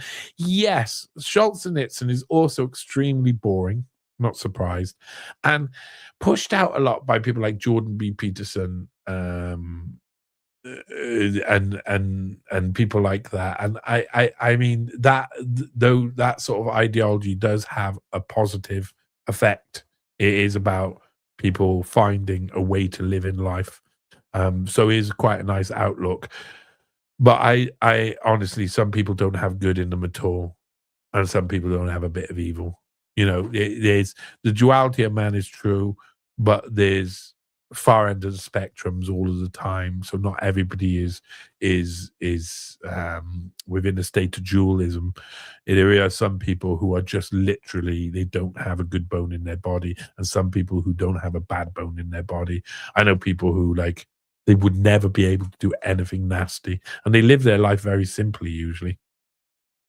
Oh my God, guys, I hate computers. That took forever. Well, welcome back, even though that's probably a while ago. It was like 20 minutes. I'm quite behind on this, but still. I'm really, and I like going through the messages like this, having a conversation. And like I say, if you want to ask something or you want to have a conversation, this is a good way to do it. And I think it's good for all of us to understand what other people think as well. Full Metal Jacket's Joker exemplifies that in film. Peace Symbol and Born to Kill. Yeah. Yeah, wow. To be honest, Full Metal Jacket, wow, that's a movie. I don't judge people in need that make money with drug dealing or dazzling. I'll drug dazzle if you want, though. If I were in their situation, I'd do the same. Thanks for the answer. Yeah, completely. Don't worry your head, Nista. I'm not judging anybody for what they believe. It's up to you to decide it or not. You know, when Johnny's in a real life spy movie, when someone comes up to him on a bike with an unmarked envelope, and the first thing he says is "fucking Nora." Yeah, I know. I wasn't expecting it. Honestly, that was when I got like that envelope got pushed in my chest, and when the guy rode off, I looked at it and I literally like I went to pull it out, and then I realized I got to record this because oh my God, that's like what is this going to be? It could even be something like Novichok or something like that. You know, this could be anything. Isn't it? At that moment, there was a load of thoughts that went through my mind, and it was about analyzing and understanding expectation and that moment when you pull out something like for me when I pulled it out I looked at it, there were images of me walking around Rome, so I was like, oh, now I understand. But that could be anything, and that moment is kind of like Schrodinger's cat. You know, everything's in that envelope all at the same time when you're dealing with intelligence people, because you don't know what that thing's going to say, and that's what they're dealing with. Or you're dealing with people who want you to feel helplessness. Scotty, New York City 6572. Howdy, welcome. I'm glad you're here. Mundane Mondays, he says as well. I think we all may be lucky not to be rich. Well, I mean, give me time. I'll be lucky to be rich and not rich one day. I'll lose it all. Mundane Mondays, indeed. Why not? Why not? El Hombre Query 8930. Johnny, how did your Epstein investigation change you as a person? Oh man. Oh, that's a question to ask someone, because I was if I go back to July 2019, the first week of July 2019, I knew I was in trouble. I knew I was going to release the Youngkerman article, and it was a really clever article, a really clever piece, and I'd found a load of information that was going to lead on to even more information, and things were unfolding and barrel rolling. And, you know, I realized that there would be a change. And in that time, I mean, the Epstein case didn't only, I mean, I from writing that article, and then Nicole Youngkerman's legal team coming after me and having it pulled down from vocal.media led me to contact Whitney Webb and say, eventually, after loads of people told me to, and then we ended up having a baby together. and being in a relationship together. So, and then, all my experience through that, every time I talked about Epstein, new people come into my life to try and either manipulate me or to help me or whatever. There was a lot that went on. And the person I was before, the person I was in 2019, was it still naive? Thought I knew that how the world was shaped, but I was still naive. But I was also, and I thought I was calm. I thought I'd got over a lot of the fear that was in my heart. I thought that I was more mentally stable than I'd ever been in my life. That I was in a place where I could take on the world. And then the years that passed over, the 7 years that has been since, some of the most brutal, horrible things have happened as a consequence of the Epstein investigation in loads of different ways. And I've also, I discovered that I can't, it's not only that I have to give my heart and my trust to people, sometimes knowing that it's 50-50 whether they're working against me, but I've still got to do it. If I don't give my heart, trust, if I don't, hope for the better, then I would be sad all the time. And instead, what's happened from seeing all of the craziness, from experiencing all of this craziness, from being involved in the Epstein investigation in a way that was totally and utterly, like, sometimes esoteric, sometimes like affected my physical world, affected my mental health, affected all of that. From going through all of that, I learned not to worry. Now I walk down the street and I sing. I have music playing and my dog running to the side, smoking a blunt. I haven't got a care in the world. I got more cares in the world, or I should have more cares in the world than almost anybody else, like around me in my normal everyday life. I talk to people the people who live by me. I go to a cafe, work every day, and they've had spies coming into their cafe to vet me. They've had people who work for intelligence getting into my life, and they've seen it in front of them. The people who live in my community understand what I do is completely wild, and they all think that I should be worried all the time. And the same with when, like, going over to the Vatican, people said, "Don't do it, don't do it, don't do it," and people don't really understand. One of the things the Epstein case, the Epstein investigation changed, and one of the ways that the Epstein investigation changed me as a person is that I had to shed every single concern that I had. If I'm worried about anything, then they're going to win. The other side are going to make me worried, so worried that I'll be scared to speak. And it's got to the point where I can say anything now. And I look around at other people and I see that they're stunted and they're unable to speak. They're unable to have conversations. And I think to myself, I'm so free. I don't have a fear.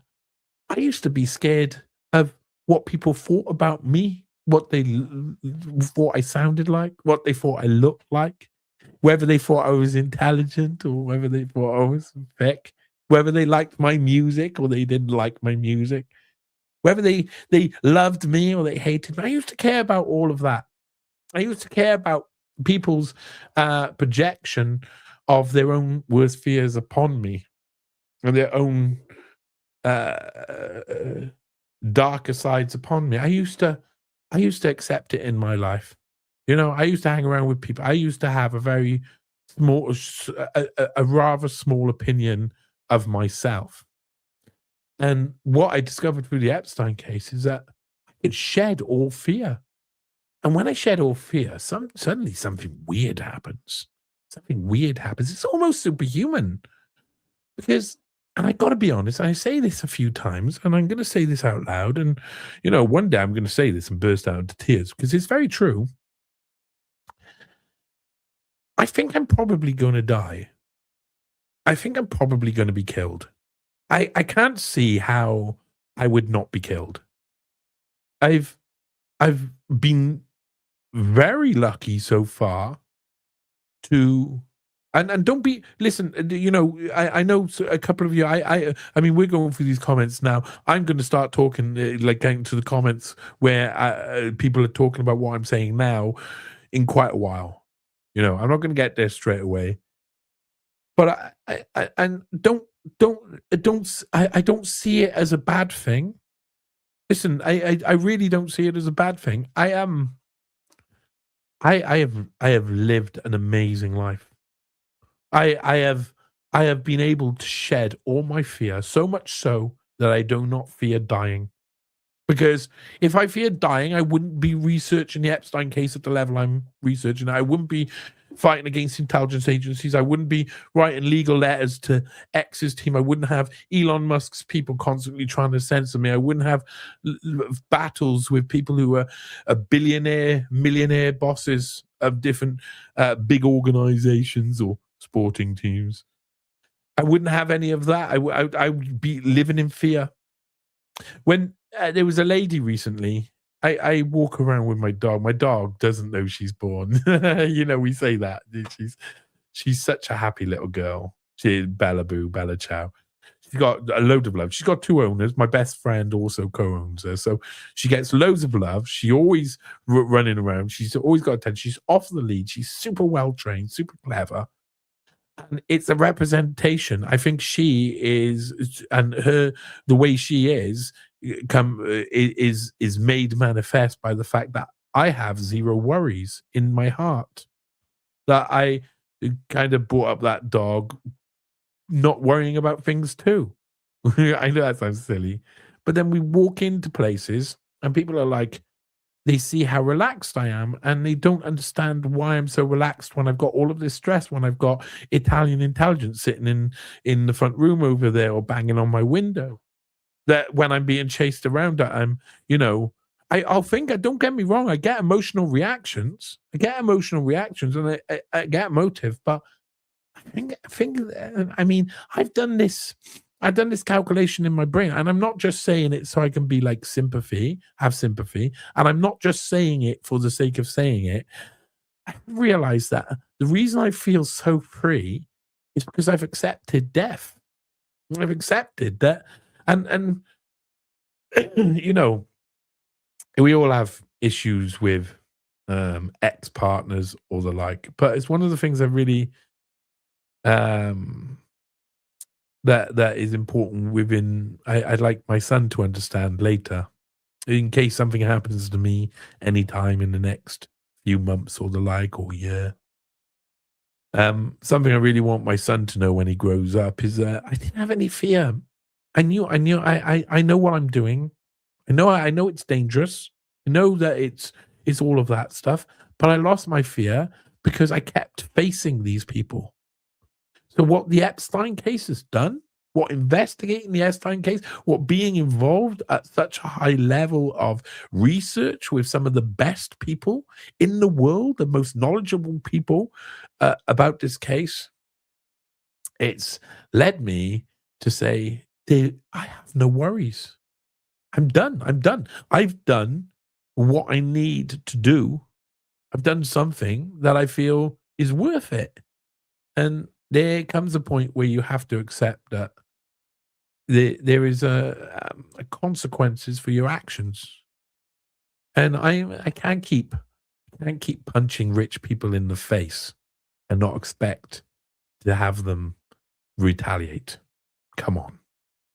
So it's taught me not to worry at all. It's taught me to be relaxed. It's taught me that what's the point? If the worst thing is that I'm going to be killed, like for doing the right thing, there's nothing I could do about it, and I let go of all my worries and my concerns. So that's what it's done. It's left me someone who walk around with my music playing, my dog trotting around, smoking a blunt and singing Wolfpack or Jeff Buckley as I go, and being happy that I'm experiencing things, and also, I'm happy. There's been 430 people across platforms who have been watching this so far. I'm not someone who's like, I don't want to. I don't want necessarily to be known as a famous person or etc. etc. I got none of that. But all of these people I'm meeting are really beautiful. There's loads of really beautiful people. So the Epstein case also, it taught me not to care, not to worry, but it also introduced me to people who do care and who worry for me. They worry for what I do, and they're kind people. People like Tim Hinchcliffe. I accept. I accept where my life's going. And as you see, I'm actually not blubbering, not crying, or not worried about it. Because everything comes, everything goes. When I'm gone, I'm gone. It's just the way it is.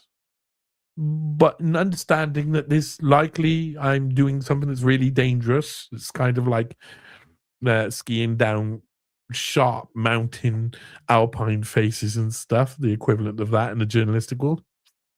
It all ends in one place, you know. You think about it, you always come to a point where you have to say, you gotta leave your fears go, man. If you wanna be happy, if you really want to truly be happy, you've got to leave your fears go. So what the Epstein investigation changed me as a person, it taught me how to be totally happy. It taught me that people ain't going to know the truth, that they're going to fight each other. They're going to try and avoid knowing the truth as best they can. And eventually they have conversations like they do now. I go out now and I say, oh, you know, I'm talking with someone. They say, oh, you're researching that Epstein stuff. You weren't lying, were you? You know, they say stuff like that to me. And I know that everybody, like loads of people around me, have had these ideas of who I am. And it doesn't matter. None of it matters. You know? The Epstein case is something that people will catch up on eventually. And they'll work out what I've been doing that time. And whether they agree with it or not, it don't make no difference. I'm just one of many cogs in loads of different machines of history, which are working to try and tell a story of the human story, what we're doing. And I love it. I love it. It wraps me in joy. It makes me not worry. It makes me not concerned. So at the same time, I say, I'm probably going to die. I'm probably going to be killed for this shit. And I know that. But in the other way, I have so much love in my heart. So much love in my heart. It wasn't there before. It wasn't there. There was at times I was really sad because I wasn't doing what I was meant to do. So it teaches you, if you do the thing that you're meant to do, sadness disappears completely. That feeling of fear disappears completely. It becomes almost irrational. Just so chilled. Anyway, okay, sorry. I'm about 34 minutes behind the chat, so I might have to skip a few of these. I go, hey, caught you live finally, says Flux Capacitor. You might already be gone by this point. I don't know. You might be listening to me and be like, God, he's just got depressing and elated at the same time. That's a bit strange. It's 9 in Ohio. Oh, Leslie Wexner. Yeah, he likes 9 too. Let's not say anything about that. Still waiting for the cat to come in, so I'll be here a while. Everybody's given their times, of course. It's nice. It's nice. Look at this. Look at this. Now is your time to shine, Johnny. People need a guy like you. Templar. You know, I meet people around the place who I like very much instantly, that I get on with instantly. He's one of the ones that instantly, you know, is certain people on the scene. Tim Hinchcliffe is one of them. Certain people on the scene who I got on with straight away, that I have like feeling that I'm on the same wavelength as these people. And Templar is one of them. I like him. Such a lopsided relationship, though. The rich are pretty much always rich. therefore know if they were a golden age. Indeed. Super Singh says, Wexner, Ohio, where I'm from, Ed Bartolo was king. Trump pardoned his son in gambling scandal his first time in office. Oh, the pardons are so naughty, aren't they? Just America is a criminal enterprise. What can you do? I'm going to go through these quickly. Witch the movie, fucking amazing movie. One of my favorite movies. Again, Puritan with extremist fanatics. Were extremist fanatics. That's what Witch the movie starts about. Really, it's very interesting. Extremely interesting movie. I really enjoyed that. Black Phillip, scares me. A weed forest. Woohoo! I like a weed forest. Vitch, technically Puritan horror. If Cromwell hadn't been Puritan, would we still live in a republic now? That's a good question. That's one that we might answer another time. But I think there was such a backlash to Cromwell's rule that in actual fact he did the opposite to the Puritans would wanted, or he had the opposite effect. Apparently, Puritans only followed the Old Testament, therefore not Christian. That's interesting. So Puritans were essentially Jewish, then, you're saying, in that sense. Groove Dodger, I'd imagine they're fundamentalist extremists. Grow houses with CO2 pumping mega weed. Oh my God. CO2 pumping. Woo! Mega weed. Stop it, Scotty. You're making me dream big dreams. But still, it's too much hardship and hassle to grow. And nowadays, it's so bloody cheap. Unbelievable. It used to be like, at one point, it was like 200 an ounce back 20 years ago or something, and now it's 100 an ounce. So it's gone down half price, quite crazy. Courage is a cure. Another one that I got on with straight away. Another one who I think is really lovely person. Really like them. No, they were full Christians. It's way too complicated. There are many factors, but definitely Christians. Yeah, okay. They were full Christians. Here cooking pierogies. Nice. All my Puritans being crypto Jews. Investigation began with me looking into the founding of Harvard. Well, that would do it, wouldn't it? The Harvard from the founding is like, wow, that is special. That is special. Harvard all the way through. I find the 1840s and 1850s and 1860s some of the most interesting periods in Harvard. If people want to go and look at how our society was formed, the grand vision of us where we are now was being formed in the mid-1800s in Harvard. But who the fuck is Nora? Well, I don't know, but Nora, woo, she's got to be a girl. Surprising one as well. Just pops out, boom. Rockefeller family originally started off as snake oil salesman. Why not? I mean, I can never be a magician. Some people can be a magician if you've got that tendency inside you to be able to lie and call it a job. You're gonna make a lot of money. We're all rich in different senses. True. Harvard and early vaccines, 1600s. Oh, that's really interesting. I'd like to look into that. Groove Dodger, you come up with, you actually look into some stuff that I would really like. The Man Who Laughs. Indeed. Okay, we're getting through it now. Yep, trying not to. That might be about dying. Being fully invested in something so controversial is damaging to the soul. Yeah. Unless you learn to invest the right parts of yourself, the mental aspects that aren't emotional and physical. Scott NYC, Tim Hinchcliffe says, I'd say it depends on the character of the person who receives that information. Yes, it could damage the soul, but it also fortify. And Dark Commission says, trivia for you, Tim, it's a corruption over time of fucking horror. Oh, fucking Nora. Fucking horror. That makes sense. Oh, that's interesting. I love Dark Commission for that reason. I suppose if it's handled correctly and benevolently used, Johnny didn't kill himself. Wow, wow.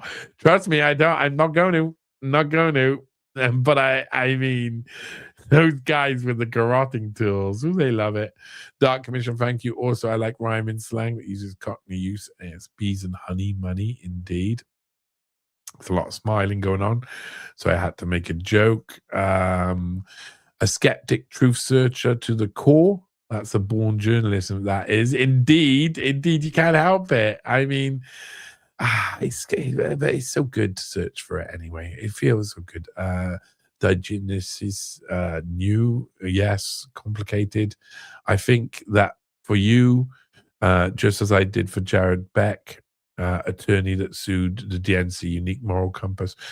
Yeah, maybe. I think I was helped along by a complicated existence at the start of my life. Acceptance makes death easier, especially when we have no choice in the matter. No one gets out alive. Totally, man. To die will be an awfully big adventure, said J.M. Barrie of Peter Pan. Yes, it will. Swing away. Yes, swing away. Or, yeah, from Signs, swing away. I do like it. If you swing, the aliens will dissolve. There you go. How I learned to stop worrying and love the bomb. Boom. Isn't that true? Music is huge. Kurt Vonnegut had a great quote about music. Have you read Cat's Cradle? No, I'd love to read Cat's Cradle. Though I'm going to have to remember that. That's hard to remember suggestions like this, unless you message it to me somewhere. Dark Commission says, I have memories of 2 past lives, so I'm not worried. Just don't want to be eaten by my cats. I wouldn't mind if my cat ate me. I'd be like, that'd be a good way out. I'm already dead. Eat me, chow chow. When I typed helplessness, it was pertaining to being locked up in fear. There you go. There you go. There you go. Amanda, whatever happens, Johnny boy, you'll have left behind a great body of research and you are loved by many. Indeed. And as long as everybody remembers, listen, can you, when or if or whatever anything happens to me, can you remember, all of you remember to tell my son when he grows up? I mean, I have to say that my son is a beautiful boy. He's got me as a dad, and he's got Whitney Webb as a mum. I'm pretty positive he's going to be very active one day in doing something. If anything does happen to me, make sure just in a few years' time, 10 years' time or whatever, 15 years' time, 15 years, contact my son, tell him that I love him endlessly. Life, death, don't make no difference. That's all I care about.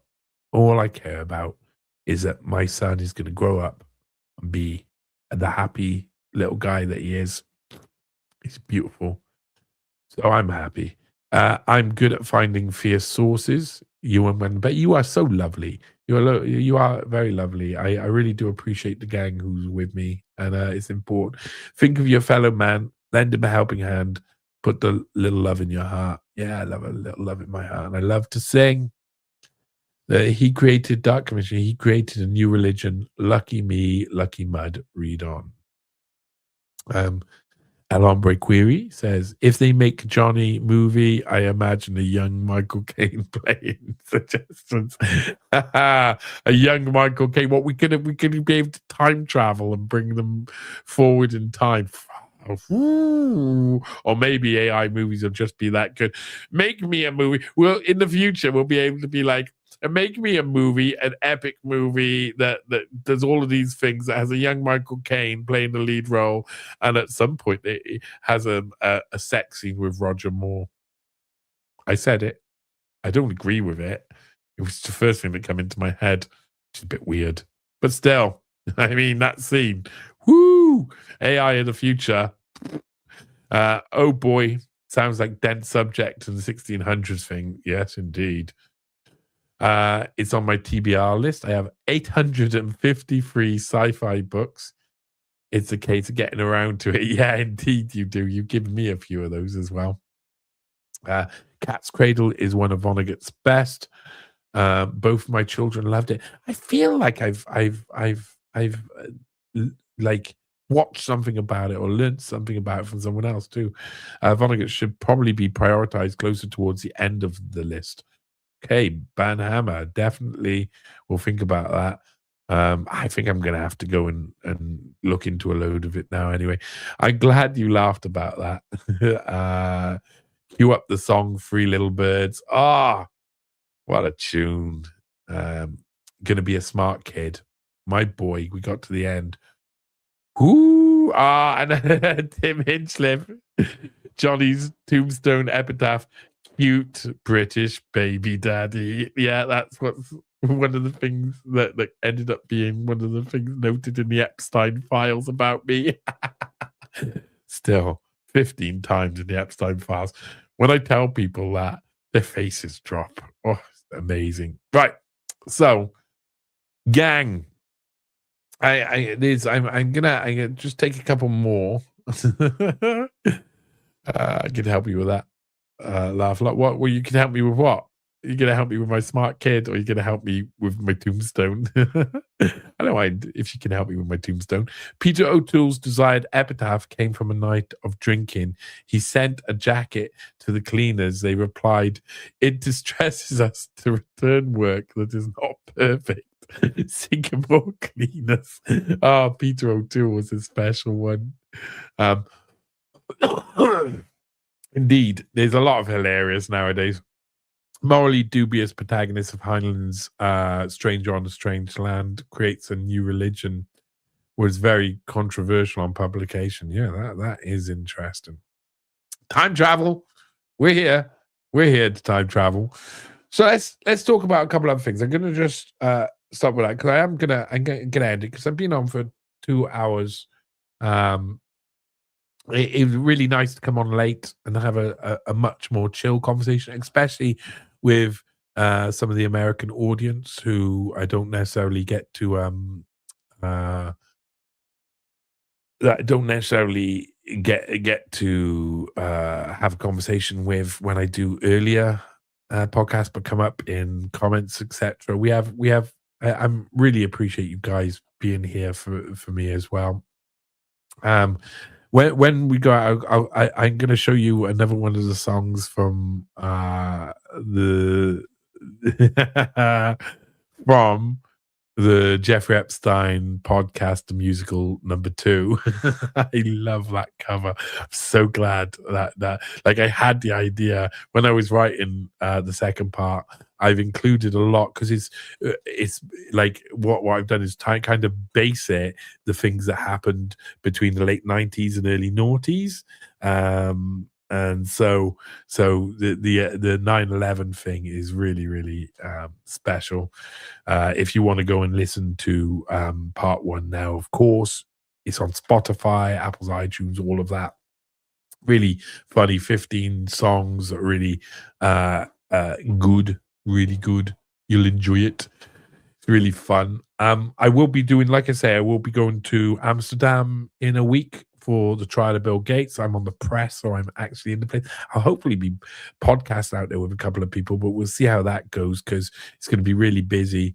And anyway, even if I'm just having a little mix around, having a little mooch around, it'll be really interesting to see how that whole thing plays out.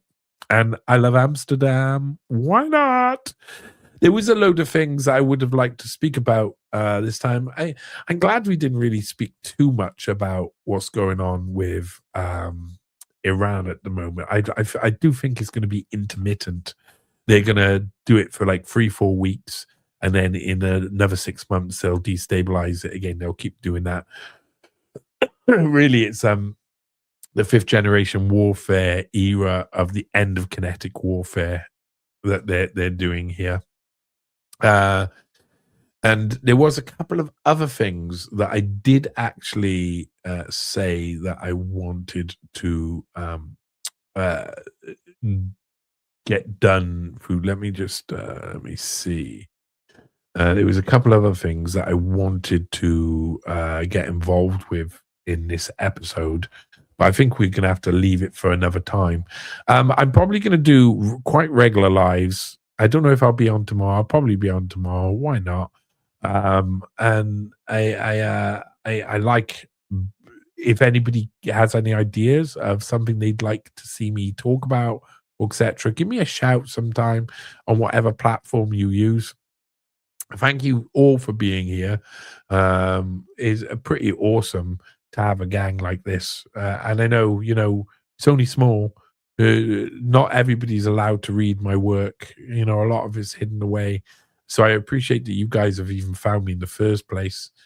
Bring a cream pie for Gates. Listen, I'm not going to have sex with Bill Gates, Scott. I hope you know that. Oh, right. Cream pie. Oh. Anyway, Tim Hinchcliffe. Oh, there's a little thing. There's, Mighty Boosh, the whitest kids great fun. Yeah, maybe. I can do impressions of almost all the Goon characters. That's niche. Cheers, John. Love you all too. Love all of you guys. I am going to leave you. I'm trying to decide what to leave you with on this last bit now. I'm going to leave you with a song.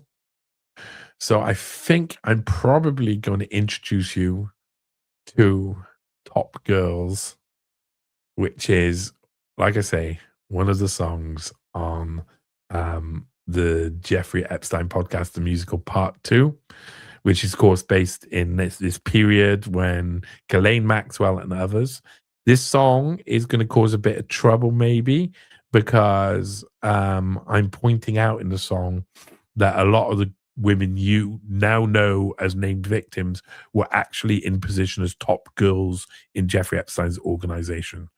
And so I've tried to describe what that means within the song. I hope you enjoy it.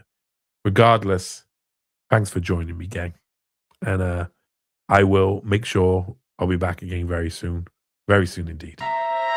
Enjoy this.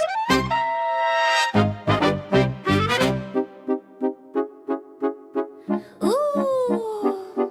Hi there, kiddo. Hi. Has anyone ever said you're cute? Thank you. You have lovely cheeks, not much meat. You're perfect from head to feet. You're nice. Would you like an opportunity to meet a very kind man? He can do things for you, things you can't even imagine. I can't. He's tall, he's handsome, he's generous and kind. He approaches from the front, yet comes from behind. What? He's wealthy and powerful, he's full of beans. For you, my dear, he'll be keen. I'm Haley, Virginia, Ghislaine, Sarah. I'm Adriana, Nadia, Courtney, Maria. I'm Haley, Virginia, Ghislaine, Sarah. I'm Adriana, Nadia, Courtney, Maria. How old are you? 14. Good, it's the perfect time. Oh. He doesn't like them old, he likes them prime. Why don't you come with us? His mansion isn't far. Marie is waiting over there in the Swish sports car. Don't tell your mother, she'll only worry. It's true. Tell her later, we're in a hurry. I'm Haley, Virginia, Ghislaine, Sarah. I'm Adriana, Nadia, Courtney, Maria. I'm Haley, Virginia, Ghislaine, Sarah. I'm Adriana, Nadia, Courtney, Maria.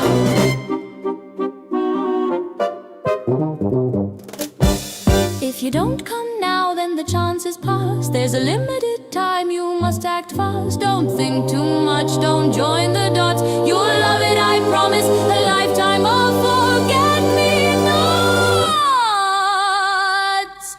That's it, step inside. Come with me for your perpetual ride. You'll never forget what happens today. Come with me, I'll even pay 200 or maybe 3. It depends on what you agree. Close the car door, love, let's take a ride.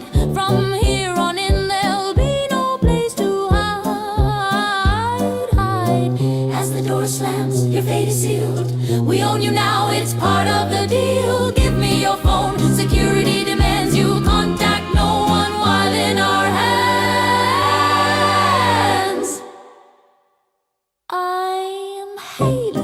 Virginia, Ghislaine, and Sarah. I'm Adriana, Nadia, Courtney, Maria. I'm Haley, Virginia, Ghislaine, and Sarah. I'm Adriana, Nadia, Courtney, Maria.